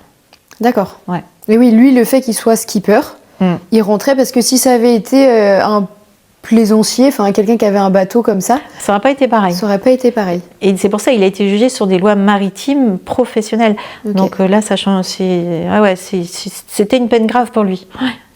C'était une peine grave pour lui. Être inculpé sur ces lois-là, c'est compliqué quand même. Ouais. Ça te manque des fois d'avoir de pas avoir de ta jambe? Plus maintenant. Parce que j'ai... Non, plus maintenant, mais bah oui, mais évidemment. Mais plus maintenant. Alors, je dirais plus maintenant. Il y a quand même des choses où... Parce que dans le temps, tu vois, les gens oublient. En disant, ah bah tiens, on va faire de la randonnée. Ah tiens, ce week-end, on a fait ça. Tu dis rien, mais c'est compliqué quand même, tu vois. Oui. C'est compliqué parce que tu dis, ouais, il y a ça, je pourrais plus faire. Ça, je pourrais plus, tu vois. Ouais. Après, ça dépend. Je vois Arthur, lui, par contre, quand évidemment, c'est mon fils, mais quand lui, il va faire des treks et tout ça, il m'envoie des photos. Là, par contre, tu vois, j'ai un petit côté, je partage avec lui des choses qui, tu vois, il m'envoie des photos et je me dis, ah bah, ouais, en même temps, c'est un petit côté de dire, bah, tu vois, maman, tu vois, tu aurais pu venir là, bah, je te montre, tu vois. Tu fais partie du voyage. Et là, c'est différent. Tu fais partie du voyage et c'est différent. Ouais. Mais évidemment, il y a des situations, oui, il y a des fois c'est compliqué quand même, un peu, mais beaucoup moins aujourd'hui. Ouais. T'as eu ces douleurs fantômes, comme on dit des fois? Oui, je les ai un peu, ouais. Ok. Ouais, je les ai un peu, ouais, et puis ça passe... Alors, je les ai eu beaucoup au début, mais on te donne des traitements pour ça, tu vois, j'avais du Lyrica, et dans le temps, bah, j'ai voulu arrêter les médicaments, j'en prends peu. Tu vois, j'ai essayé de me sevrer parce qu'ils m'ont donné beaucoup de morphine. Tu vois, pour la douleur, j'ai eu vraiment beaucoup de choses. Et très vite, j'ai dit au médecin, il faut qu'on... Voilà, je veux pas, en plus de ça, mal vieillir. Si on peut... C'était quand même des trucs costauds. Et donc, bah, j'ai appris à vivre avec ces douleurs-là. Donc, et c'est quoi comme douleur? Bah, je sens mon pied. Tu vois, j'ai mon pied qui peut me chatouiller parfois. Okay. Et puis ça me fait des décharges électriques, quoi, tu vois, des douleurs neuropathiques en fait. Mais c'est comme si j'avais encore ma jambe, je la ressens dans toute la jambe. D'accord. Et donc, alors, dans le temps, j'ai appris à vivre un peu avec ça, évidemment, mais à apprendre aussi comment ça se déclenchait, tu vois. Quand je suis trop fatiguée, quand je suis stressée, Donc j'ai organisé ma vie en fonction de ça, plutôt que de devoir me gaver de médoc, quoi, tu vois. Ouais. Oui, donc, en fait, c'est quand tes nerfs, ils sont un peu mis à rude épreuve, quoi. Quand je suis avec quelqu'un qui...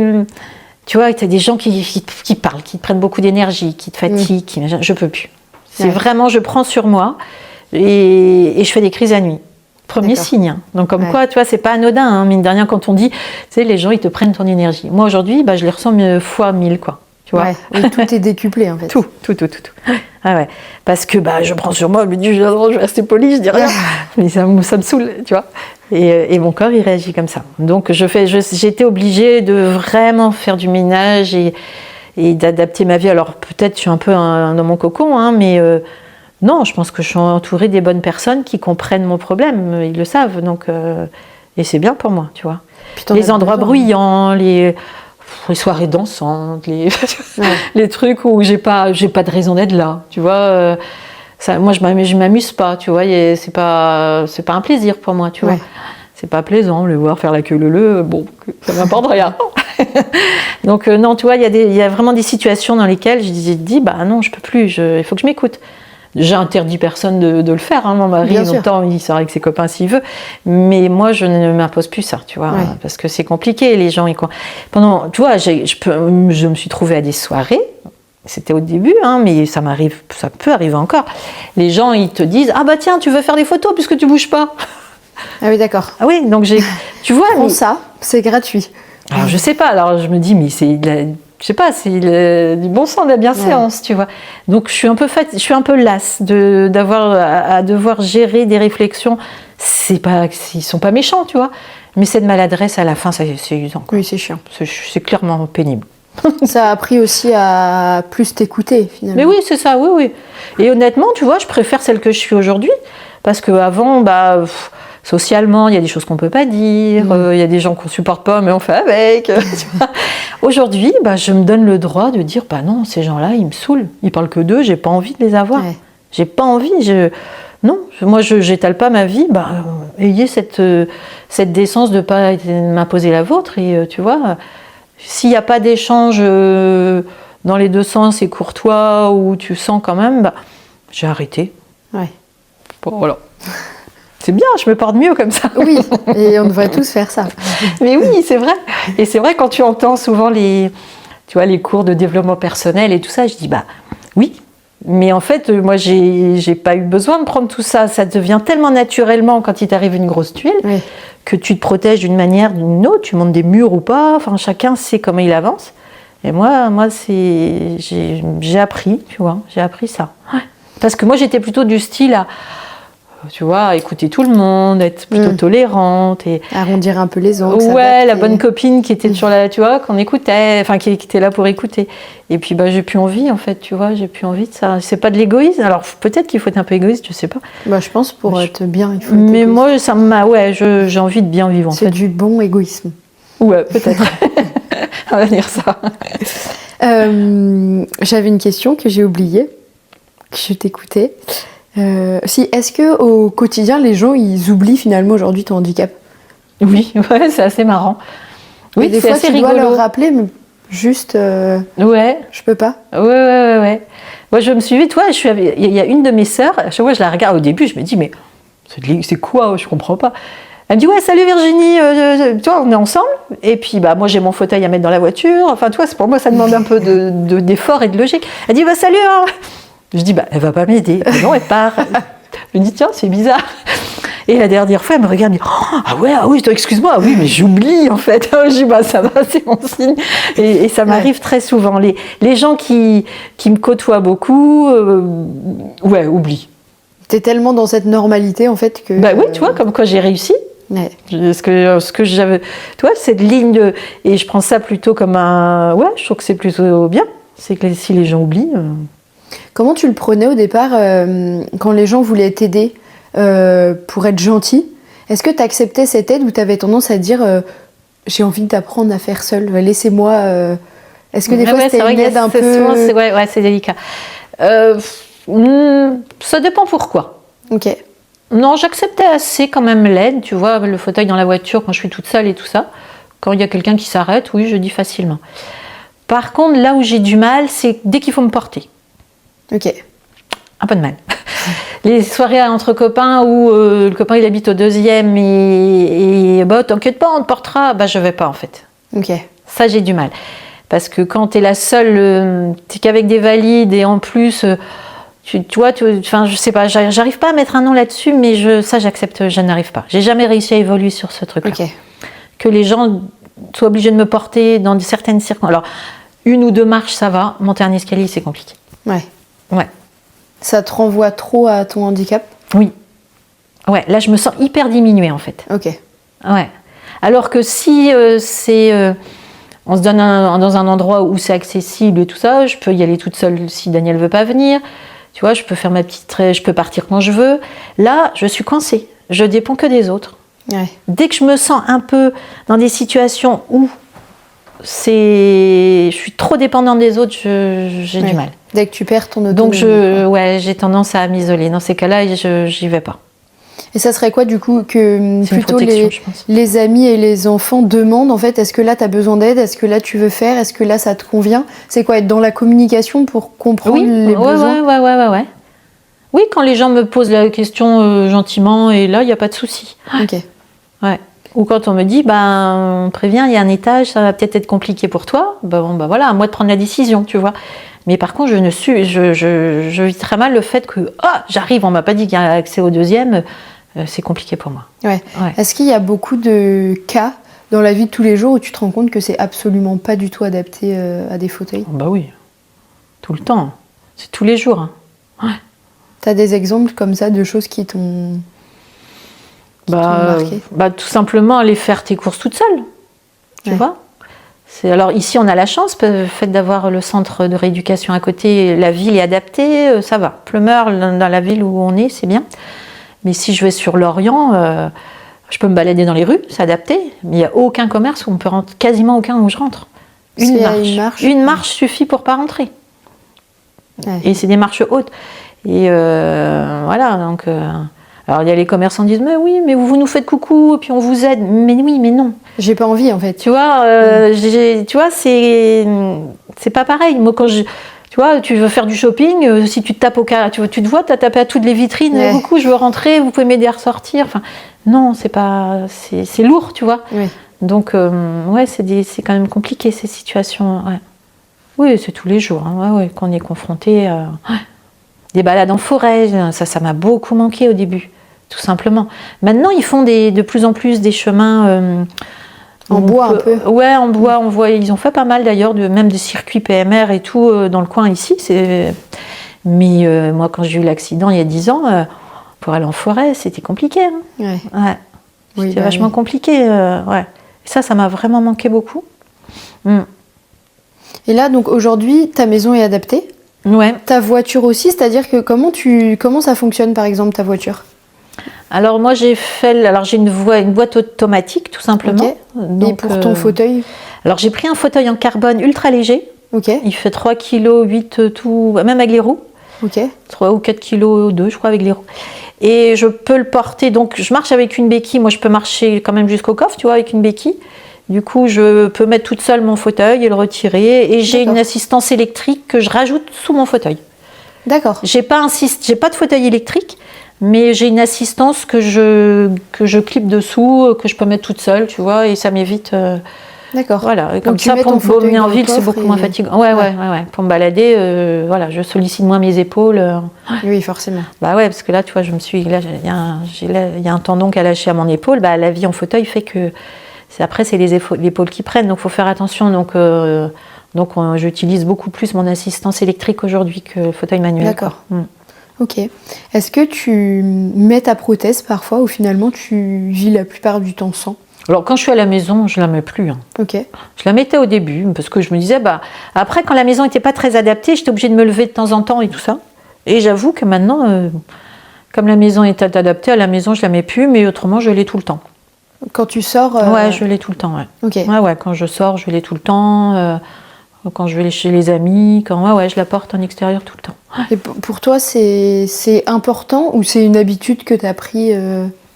Par contre, sortir sans prothèse, je peux pas. Ok, parce que c'est le regard des autres? Ah ouais, uniquement le regard des autres. Je n'arrive pas à vivre... Alors, la prothèse, ils regardent, ok. Amputé, c'est... Ouais, quand il te manque une jambe, c'est violent. Hein. Ouais, c'est un autre regard encore. Ouais. Puis moi, c'est rigolo, j'ai ce truc de... Oh, c'est incroyable, une belle femme comme vous. Bah, je serais moche, c'est pareil, quoi. Enfin, mais j'ai ça souvent, je trouve ça incroyable, quoi. Ouais. Et on me dit, bah oui, mais il y a un tel décalage entre toi et puis ton handicap. Bah oui, mais je suis la même personne. Oui, ça ne change rien, quoi. Donc j'ai le droit à des réflexions que je trouve tellement lunaires que c'est bizarre. Enfin bon, après, je ne suis pas la seule handicapée à dire que c'est... Oui, je pense Oui, mais c'est vrai que... Et puis en plus, ça marque. Enfin, c'est des choses qui sont violentes quand on les entend. En fait, oui, c'est violent. Bah ouais, je trouve ça, ouais. Et puis mon handicap, ça veut dire quoi? Que je suis moins belle parce que je suis handicapée aussi? Enfin... J'ai souvent fait ce lien où je me suis dit, mais je suis une femme comme une autre. Enfin, tu dois plus t'habiller, tu dois plus te maquiller. Ouais. Est-ce que... Après, ça dépend aussi de la génération. Les personnes âgées ont du mal. Beaucoup plus. Beaucoup plus. C'est une génération... Là, c'est de la pitié. Ça on n'aime pas non plus. Ouais, puis ils prennent pas de pincettes souvent, quoi. Il y a pas de filtre. Ouais, les personnes âgées, c'est... Alors, pas tout. Il y en a qui sont très mignonnes, très bienveillantes. Mais il y a des gens qui se disent, mais pourquoi vous sortez, quoi? Ah ouais, J'ai le droit à des réflexions comme ça, ouais. Bah, j'ai un ami amputé, l'été dernier, il était sur la plage avec sa prothèse, il allait se baigner. Et alors, c'est un grand gaillard et tout. Il rentre dans l'eau et puis il y avait des enfants autour. Et le père est venu leur dire, mais vous voyez pas que vous faites peur aux enfants Je comprends pas que vous sortiez en public comme ça, quoi. Je suis pas un monstre. Eh ben, que veux-tu répondre à ça, toi? Ah ouais. Et puis ça renvoie, enfin, ça fait tellement, c'est tellement violent, c'est tellement dur, quoi. Tellement violent. Et les enfants le regardaient et ils disaient, mais les enfants disaient rien.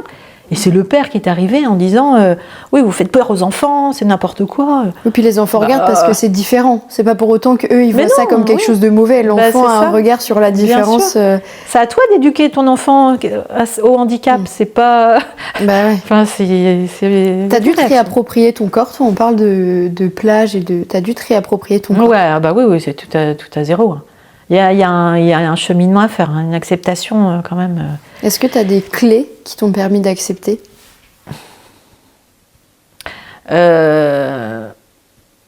Des clés... Alors moi, en tant que femme, je pense dans les fringues. Tout con. Mais essayer de me trouver un style, tu vois, très compliqué. Quand tu as plus de jambes pour pouvoir t'habiller, essayer de trouver un truc sympa, tu vois. Ouais. Et moi, j'ai passé beaucoup de temps à ça, à me dire, bon, qu'est-ce que je vais pouvoir porter en dehors des robes, des trucs, des machins, tu vois. Ça m'a boosté, ça m'a aidé, tout bêtement. Ouais. Peut-être un peu chiffon, mais moi, ça m'a aidé. Après, ouais, l'image, je crois que c'est compliqué quand même. Mais très longtemps, je ne me suis pas regardée entièrement devant un miroir. Ok. J'ai mis beaucoup de temps. Ouais, tout le temps que j'étais à Carpath, je crois que je ne me suis pas regardée dans une glace une seule fois, sans ma jambe. Ok. Ouais, parce que bon, moi je vis dans ce corps-là, ça va, mais me voir, c'est autre chose. Tu vois? Maintenant, non, mais oui, ça a été compliqué. Ouais. Tu t'acceptes maintenant, t'acceptes ton corps comme il est, en maillot de bain, etc. Ah oui, complètement. Ok. Ouais, ça ne me pose plus du tout de problème. Non. Oh, un maillot de bain, puis avec des énormes cicatrices. Enfin, j'ai vraiment beaucoup de marques sur le corps qui font que, oui, ça peut faire peur. Ouais. Donc, oui, parce que j'allais dire, tu as eu que tes jambes, mais avec un que je mets bien entre guillemets. Oui, bien sûr. Est-ce que tu as eu d'autres complications, enfin d'autres, comment on dit, d'autres blessures? Ou d'autres blessures, ouais. Bah, j'ai eu un scalp à la tête. Heureusement que j'ai beaucoup de cheveux. Ok. Ouais, je me suis pris, alors on ne sait pas trop, je pense que c'est la barre du bateau que j'ai dû me prendre, donc j'ai eu une bonne partie du cuir chevelu partie. Et du coup, mais ça n'a pas été un trauma crânien, tu vois. D'accord. Ça a été un scalp, et c'est tout, sinon ça a été vraiment que les jambes. Le safran est passé juste là, quoi, tu vois. D'accord. Ouais, à cette hauteur-là, sur les deux jambes. Ouais. Donc en emmenant ma jambe, et puis là, tu vois, j'ai plus du tout de quadriceps, c'est ce qui fait que c'est difficile de marcher pour moi. Et, ouais. Oui, tes muscles, en fait, ils sont... Ouais, il me manque une bonne partie des muscles de la jambe, ouais. Si tu devais dire quelque chose qui t'a aidé dans ta reconstruction, ça serait quoi? La chose qui t'a le plus aidé? La chose qui... je pense que les proches, l'aide des autres. Parce que quand tu te retrouves, tu as automatiquement besoin d'aide. Moi, je ne pouvais pas bouger. Ouais. L'aide pour la toilette, l'aide. Et comment dire, perdre cette intime, enfin, perdre pas cette intimité, mais tu vois, quand tu te retrouves avec des lésions comme ça, tu te retrouves à l'hôpital, faut pas être pudique. Je veux dire, t'as tous les médecins qui défilent, t'as plus rien sur toi, t'es là, je pouvais pas mettre de sous-vêtements avec tout l'appareillage, je pouvais rien mettre. Là, c'est un peu violent, franchement. Ouais. Et la seule chose qui vraiment m'a aidée beaucoup, c'est mes proches, tu vois. Il n'y a que eux qui pouvaient m'aider dans cette démarche. Et ça m'a... Ouais, je pense que je me suis relevée vraiment grâce à ça, quoi. Ouais, à leur bienveillance, à leur patience, parce que ça n'a pas été toujours simple. J'ai pleuré beaucoup, tu vois. Ils ont été là pour vivre ça. Et grâce à eux, j'ai réussi à surmonter tout ça. Et puis je pense que moi, ce qui m'a tenue aussi, c'est que je voulais, c'est tout bête, mais je voulais montrer cet exemple-là à mes enfants. Ok. Moi, mes enfants ont été mon moteur, vraiment. Je me suis dit non, je veux pas me laisser aller rien que pour leur montrer qu'on peut, tu vois. Ouais. Voilà, ça a pris le dessus sur tout le reste. Est-ce qu'il y a des fois, Vraiment. ils ont posé un regard où ils ont dit des phrases extrêmement blessantes, mais parce que pour eux, il fallait s'adapter aussi. Enfin, c'était un nouveau regard à poser sur leur maman, sur leur femme. Oui. Est-ce que c'est arrivé, mais sans aucune méchanceté, où des fois, tu as perçu un regard où tu t'es dit c'est dur, ou là, ils prennent conscience ou, Ah ouais, ben non, pas du tout. Ok. Pas du tout. Et au contraire, tu vois, c'était assez marrant parce que j'ai le souvenir que au début, c'était toi, ça, je pourrais plus faire. Ça, Ouais. je pourrais plus faire. Je voyais des trucs à la télé, je disais, mais ça, je ferais jamais plus de ma vie. Et puis un jour, ma fille, elle me regarde, puis elle me dit, maman, est-ce que tu faisais ça avant? Bah non, mais j'aurais bien voulu essayer. Elle me dit, bon, bah, le problème, il se pose pas. Et c'était devenu un truc assez rigolo, parce que je regardais Roland Garros, je regarde, c'est sympa le tennis. Elle me dit, mais t'as jamais joué au tennis? Non, bah alors, le problème se pose pas. Et c'était assez rigolo, tu vois, si je dois garder un truc, c'était vraiment, ils m'ont toujours dit, mais t'avais vraiment envie de faire ça quand t'as eu l'accident? C'est la légèreté, quoi, en fait. Ouais, et tout a été tourné un peu autour de ça. Et je pense que les enfants aussi, bah, comme moi, ils ont appris à vivre à Kerpap, au centre de rééducation.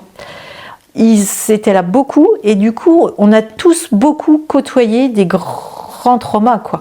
Tu vois, des gens paraplégiques, des tétraplégiques, et puis cette joie de vivre que tu as là-bas. Et ben, les enfants se sont un peu noyés dans la masse là-bas, tu vois. Ils sont à venir aider les uns les autres. Ils venaient me voir, mais en même temps, ils aidaient le copain qui était tétra, qui ne pouvait pas attraper son verre, tu vois. Et ça a dédramatisé plein de choses. Vraiment, je pense que Lolita et Arthur, ils ont été en disant, bah, c'était devenu leur deuxième maison aussi, tu vois. Et ils ont appris le handicap au travers de cette entraide qu'on avait les uns avec les autres. C'était familier pour eux, en fait. Et et je pense on a grandi tous ensemble comme ça, je dirais, tu vois. Et pour Daniel aussi, du coup, parce que ça doit oui. être une vraie étape de voir sa femme vivre ça certainement, dans cette difficulté. Alors, il ne disait pas, hein, il ne voulait pas m'inquiéter, il ne voulait pas montrer, mais oui, ça a dû être une sacrée épreuve pour lui. Et puis, mais comme il dit pas beaucoup, il disait pas trop, mais je pense que ça n'a pas dû être simple. Et du coup, les enfants étaient là aussi pour lui. Mais Daniel, lui, ça a été compliqué parce qu'il était devenu hyperactif. Le post-trauma a fait chez lui qu'il ne se donnait pas le droit de se poser. Et poser, vous avez peut-être peur. Et il fallait peut-être peur, ouais. Et il fallait que ça avance, tu vois. Il fallait pas me laisser dans la galère. Et du coup, il se lançait dans des travaux de dingue. Il faisait des trucs il arrêtait jamais. Il a culpabilisé de t'avoir emmené sur cette course parce que lui était bénévole? Il me l'a jamais dit. Ok. Ça, je peux pas te dire. Je pense qu'il faudrait lui poser la question. On n'a jamais parlé de ça. Ouais. Ça a été très dur pour lui effectivement, quand on lui a dit, vous êtes le responsable de l'accident. Ouais. Et comme lui, il a été prostré, donc il savait plus trop où il en était. Ça lui a tourné en disant, mais non, j'ai rien fait de mal. Moi, j'étais à l'arrêt. On était à l'arrêt, quoi. Et ils ont dit non, les autres ont témoigné en disant que vous n'étiez pas à l'arrêt. Et puis c'est parti comme ça, quoi. Oui, donc là, il y a le traumatisme de sa femme qui a l'accident et et le fait qu'on remette en doute ce que lui avait fait, quoi. Oui, je pense, ouais. Mais il y a des choses par pudeur qu'il m'a pas dit, qu'il m'a pas, Ce qui peuvent s'entendre aussi. Bah oui, c'est ça. Oui. Je pense qu'on a chacun notre histoire aussi avec ça et notre vécu. J'ai vécu longtemps hors de la maison quand même, donc il a fallu aussi que lui s'adapte à cette vie-là et c'est un sacré changement de vie. Hein. Si tu avais un conseil à donner ou un mot de la fin, ça serait quoi? Ça, c'est compliqué. Hein. C'est le petit challenge. Moi, je crois que ce qui m'a aidé beaucoup, c'est de m'écouter moi, d'avancer selon ce que moi je ressentais, tu vois. Parce que quand j'ai eu l'accident, je me sentais beaucoup trop victime. J'avais l'impression de subir tout et tout le monde tout le temps. Ouais. Et ça me ressemblait tellement pas. C'est moi qui étais entreprenante et je me perdais dans ce truc-là, tu vois. Je me disais, mais non, c'est pas moi, je peux pas vivre comme ça, ça me ressemble pas. Et du coup, petit à petit, le fait de mettre les choses et de donner mon rythme, mon tempo à moi, ça m'a permis, moi, d'aller beaucoup mieux. Ouais. Beaucoup mieux, ouais. De reprendre les rênes un peu. Ouais. parce que c'était mon tempérament et du coup je subissais tellement de choses qu'au moins le fait de reprendre les rênes, c'était me dire c'est ma vie, j'ai encore ce pouvoir de décider ce que je veux faire. Ça sera différent, mais je veux en faire, c'est moi qui décide de ce que je vais en faire aujourd'hui, tu vois. Et le conseil que je donnerais, c'est celui-là. Ça serait celui aussi de rien faire dans l'émotion, dans la colère. Après, c'est propre à chacun, mais je pense que c'est très mauvais conseil. Et la procédure, tu sais, les procédures, souvent, ça prend du temps. Et je pense qu'il faut ce temps de réflexion, ce temps d'apaisement pour éclaircir les choses, tout simplement, tu vois. Pour te dire, je veux que ça se passe comme ça, je veux savoir où je vais, tu vois. Et moi, j'ai eu besoin que ça s'apaise beaucoup. Ouais, pour pas que ça aille trop vite. Ouais. Il fallait. Non, ça me donnait beaucoup trop le tournis, beaucoup trop. Et là, tu t'éparpilles, tu sais pas où tu vas. Faut pas écouter les autres. Faut essayer de pas trop regarder les réseaux. Parce que ça, c'est bien aussi. Et il faut se protéger beaucoup, en fait. Ouais. Comme je te disais, moi je sais que mon corps réagit à pas mal de choses. Donc, quelquefois, j'ai appris à me protéger de certaines situations qui ne me conviennent plus et c'est ce qui permet d'aller bien, tu vois. Ouais. Si on sent que ça va pas le faire, faut pas se forcer, faut pas... On est fatigable, tu vois, on a quand même un état de faiblesse. Enfin, moi, je suis affaiblie quand même par ça. Je suis plus fatiguée, moralement, je sens que y a des jours c'est encore compliqué. Enfin, et ça fait partie de ma vie, c'est mon histoire, donc ça sera là tout le temps. Donc il faut essayer de trouver un chemin, tu vois, pour être le mieux possible. Ouais. T'estimes aujourd'hui être en paix ? Ouais, vraiment. Et tu vois, je suis en paix et je suis plus en paix même qu'avant l'accident. Ok. Ouais. Moi, j'étais une stressée, par le boulot, vraiment, j'étais une anxieuse. Et ça m'a arrêté net. Ouais. Et je me suis reconstruite différemment. Et aujourd'hui, je vis paisiblement. J'ai construit mon environnement en fonction de ça, ce que moi j'avais besoin, ce que j'ai envie, et ça m'apaise beaucoup. Si Valère Vif serait accident aujourd'hui, tu le revivrais ? Je pense que je revivrais et je changerais pas grand-chose. Honnêtement, le chemin que j'ai choisi, je trouve que c'est le bon. Ok. Ouais, parce qu'autrement, t'as quoi ? Si tu fais pas ce que moi j'ai fait, c'est quoi ? C'est la colère. Moi, je sais que la colère, ça m'aurait bouffé. Si c'est pour être tout le temps en dépression et tout ça, moi, ça m'a pas... J'ai pas eu d'antidépresseur, jamais, tu vois. En mettant les choses en place moi-même, en m'écoutant beaucoup, et par l'aide de ma psy aussi, qui était top, oui, il faut de toute façon. Qui m'a aidée aussi à trouver ma place, à, tu vois, à dire, t'as envie de ça, fais-le, enfin, c'est important pour toi, fais-le, fais-toi confiance. Et j'ai regagné en confiance comme ça, tu vois. Et aujourd'hui, si je devrais me décrire, j'ai vraiment beaucoup confiance en moi, étonnamment, beaucoup plus qu'avant. Je suis plus apaisée, je suis plus sûre de moi, c'est marrant, hein. Parce que je sais de quoi je suis capable, en fait. Ouais. En mettant des grandes lignes devant tout ça, tu dirais que ça a été positif, cet accident, dans ta vie ? Alors, pas au niveau physique, parce que faut jongler avec tout ça, mais sur tout le reste, Ouais, sur tout le reste, c'est une épreuve qui a changé ma vie, mais qui me l'a rendue plus jolie, je dirais. C'est bizarre, hein ? Alors quand je le dis, les gens sont assez étonnés, mais parce que ce cheminement, parce que aussi j'ai fait des belles rencontres, tu vois, j'ai des amis aujourd'hui qui ont connu des choses comme moi aussi, et puis j'ai un parcours de vie que j'aurais jamais connu avant. Enfin, tu vois, c'est tout bête, hein, mais aujourd'hui, j'ai fait des choses là depuis 10 ans, j'ai voyagé beaucoup, j'ai fait plein de choses que j'aurais jamais fait avant. Tu vois, parce qu'avant, je m'internisais, j'ai pas le temps, le boulot, on peut pas, tu vois. Tu te concentres sur l'essentiel aujourd'hui ? Ouais, vraiment. Ouais. Et aujourd'hui, je me donne le droit de vivre, tout simplement. Et puis je me dis, j'ai plus de raison de m'inquiéter. Et puis je pense pas à l'avenir, je pense pas au passé. Je me suis détachée de ça, tu vois, cette histoire, j'en parle plus. C'est les gens que je rencontre, ils ne me connaissent pas en soirée, admettons. Si quelqu'un me pose la question, je vais lui expliquer gentiment, et puis ça ne va pas durer longtemps. Je lui explique. Mais si personne n'en parle, j'en parle plus, tu vois, de mon histoire. Et ça, pour moi, c'est un grand pas, parce que pendant très longtemps, tout le monde parlait que de ça, tu vois, partout où j'allais.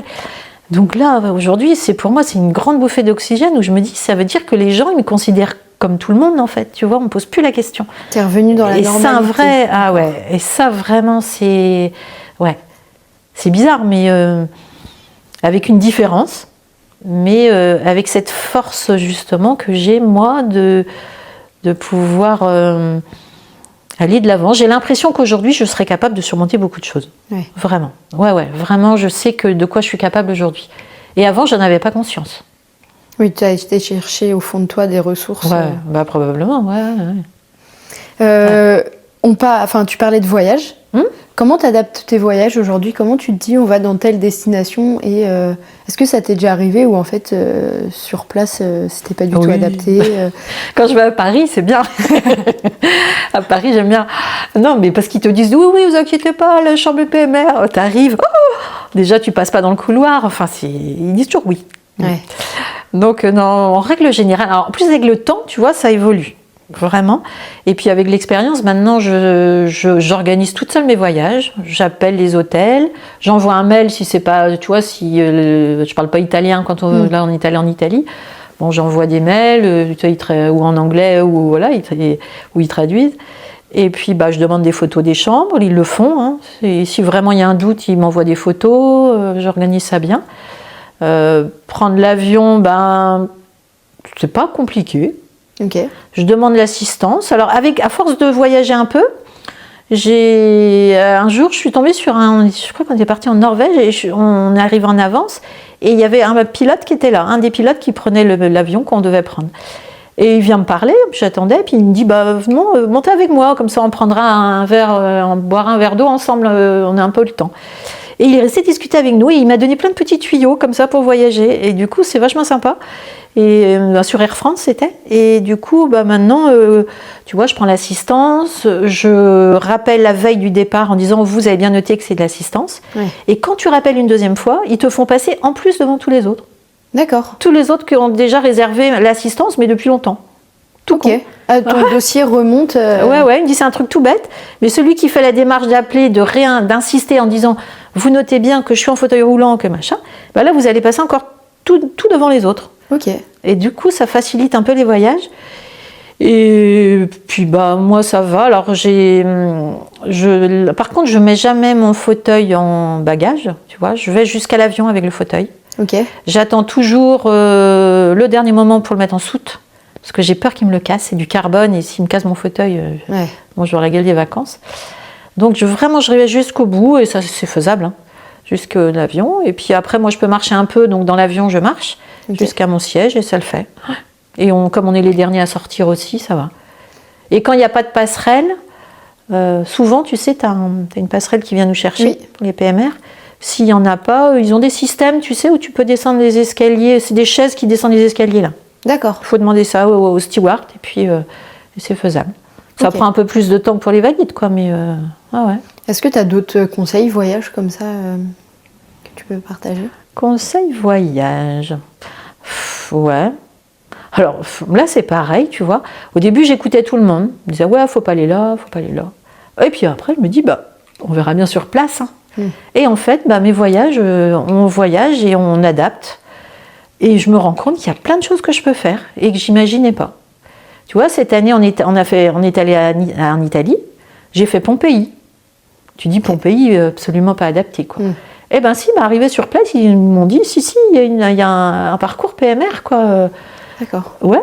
Et tu vois, il y a plein d'agréables. Parce qu'en fait, c'est à chaque fois que je reviens en France que je me rends compte qu'il n'y a rien de fait. Qu'on est en retard. Oui. À l'étranger, c'est jamais un problème. Hein. L'Espagne est hyper adaptée. Non, franchement, là, on a fait pas mal l'Europe. Je crois, honnêtement, c'est la France où je galère le plus. Ok, oui, ça craint. C'est comme ça. Tu reviens, tu sais à quoi t'attendre. Mais c'est dingue quand même. Hein. Et même, je te dis, on a fait les Pouilles. Et tu te dis, non, les Pouilles, c'est pas adapté. J'ai fait les Pouilles et j'ai fait plein de trucs super sympas dans les Pouilles qui n'étaient pas adaptés. Mais il y avait des passages des trottoirs larges. Il y avait... Donc j'écoute plus trop ce qu'on me dit. Tu testes. Je me renseigne, j'achète les Lonely Planet, tu vois, je fais mon propre circuit, ça me prend un peu de temps, mais je me dis je veux voir ça. Je regarde après, je vais sur YouTube, je regarde un peu les youtubeurs, et tu sais, quand tu regardes des vidéos de youtubeurs, tu vois les rues, tu vois les trottoirs, tu vois un peu déjà l'environnement, tu te fais déjà une petite idée des villes où tu veux aller. Et puis du coup, depuis que je fais ça, mes vacances, c'est super. Est-ce que tu as une anecdote à nous raconter de voyage ? De voyage. Oh ouais, je dois en avoir plein. Ouais. De voyage. Oh, c'est dommage, j'aurais dû me demander ça. Qu'est-ce qui m'est arrivé récemment ? Alors, étonnamment, c'est rigolo, c'est souvent des rencontres que je fais. Le fait d'être en fauteuil, c'est rigolo parce que les gens viennent beaucoup me parler. Ok. Et il m'arrive toujours des trucs assez improbables, des gens qui disent « Oh, venez à la maison, on prend un café ».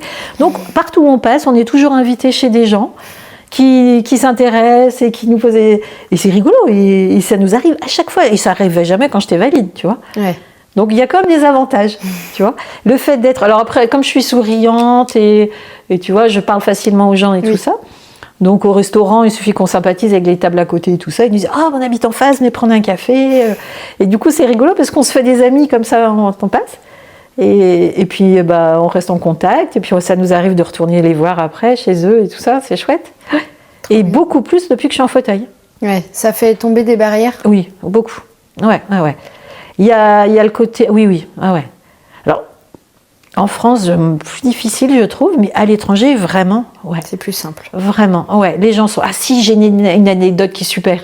Celle-là, il faut que je la raconte. On était partis en Norvège, et puis je sors des toilettes. Et c'était un truc touristique, il y avait vachement de monde et tout. Et en sortant des toilettes, il y avait la queue, et ça devait être sûrement un quart de Japonais, ou je sais pas ce qui était arrivé. Enfin, ils étaient très nombreux. Et il y a le commerçant, puis les Norvégiens, tu sais, avec le handicap, ils sont très respectueux, tout. Ils sont très en avance là-dessus, et nous, les Andis, on est vraiment comme des rois là-bas. Donc je sors des toilettes, et il y avait un commerçant qui était à sa caisse, juste à côté. Il me regarde, et il voit cette file de Japonais et tout. Et moi, j'arrivais, je me déplaçais. Il était pourtant à sa caisse. Il ferme sa caisse, il arrive à moi, il me dit un truc en norvégien. Non, moi, je parlais pas norvégien, je répondais en anglais, on se comprenait pas. Puis il disait si. Puis au bout d'un moment, je me rends compte qu'il voulait me ramener aux toilettes. Alors moi, je lui dis non, mais c'est bon, je sortais. Je dis, alors comment je vais lui expliquer ça ? Mais non, je sortais, il dit si. Du coup, tous les Japonais, pareil, hyper respectueux du truc, ils se sont tous poussés en faisant ça. Je lui dis, mais non, mais j'ai pas envie d'aller aux toilettes, en fait. Et du coup, le mec, alors tout le monde se pousse, il m'ouvre la porte, il me met dedans, il referme la porte. Et je me suis retrouvée dans les toilettes. Je dis, je vais attendre, ils ont l'air contents que je sois là. Et je suis ressortie, tous les Japonais étaient là à me faire signe et tout, c'était trop rigolo. Puis le monsieur, il a attendu devant la porte que je ressorte pour me ramener à la fin et tout. Et ça, c'était à mourir de rire. Mon mari n'était pas là, mais qu'est-ce que j'ai ri avec ça. Puis là, j'étais là, mais non, ça va aller. La barrière de la langue. Mais comme c'était des Japonais et des Norvégiens, tu vois, on ne s'est pas compris en fait. Ouais. Donc, c'était rigolo. Ça, c'était marrant. Mais c'est vrai qu'il m'arrive plein de trucs assez rigolos comme ça. Mais c'est toujours dans le bon sens, tu vois. Oui. J'ai pas le souvenir de choses trop désagréables. Quand on part comme ça après, l'état d'esprit est peut-être pas le même, c'est peut-être pour ça aussi. Oui, puis tu regardes peut-être pas les mêmes choses non plus. Tu t'arrêtes peut-être pas à certaines choses. Ouais, c'est ça. Ouais. Oui, tu regardes autre chose et puis. Ouais. Mais merci beaucoup, Virginie, d'avoir partagé ton histoire. Merci, Mélie. Merci d'avoir partagé ce moment fort avec nous. Si tu penses que cette histoire peut aider quelqu'un autour de toi, envoie-lui cet épisode. C'est peut-être le message d'espoir dont cette personne a besoin aujourd'hui. Et pour soutenir le podcast, n'hésite pas à laisser 5 étoiles ou un avis sur la plateforme sur laquelle tu l'écoutes. On se retrouve très vite pour une nouvelle histoire et d'ici là, n'oublie pas, après une nuit sombre, le soleil finit toujours par se lever.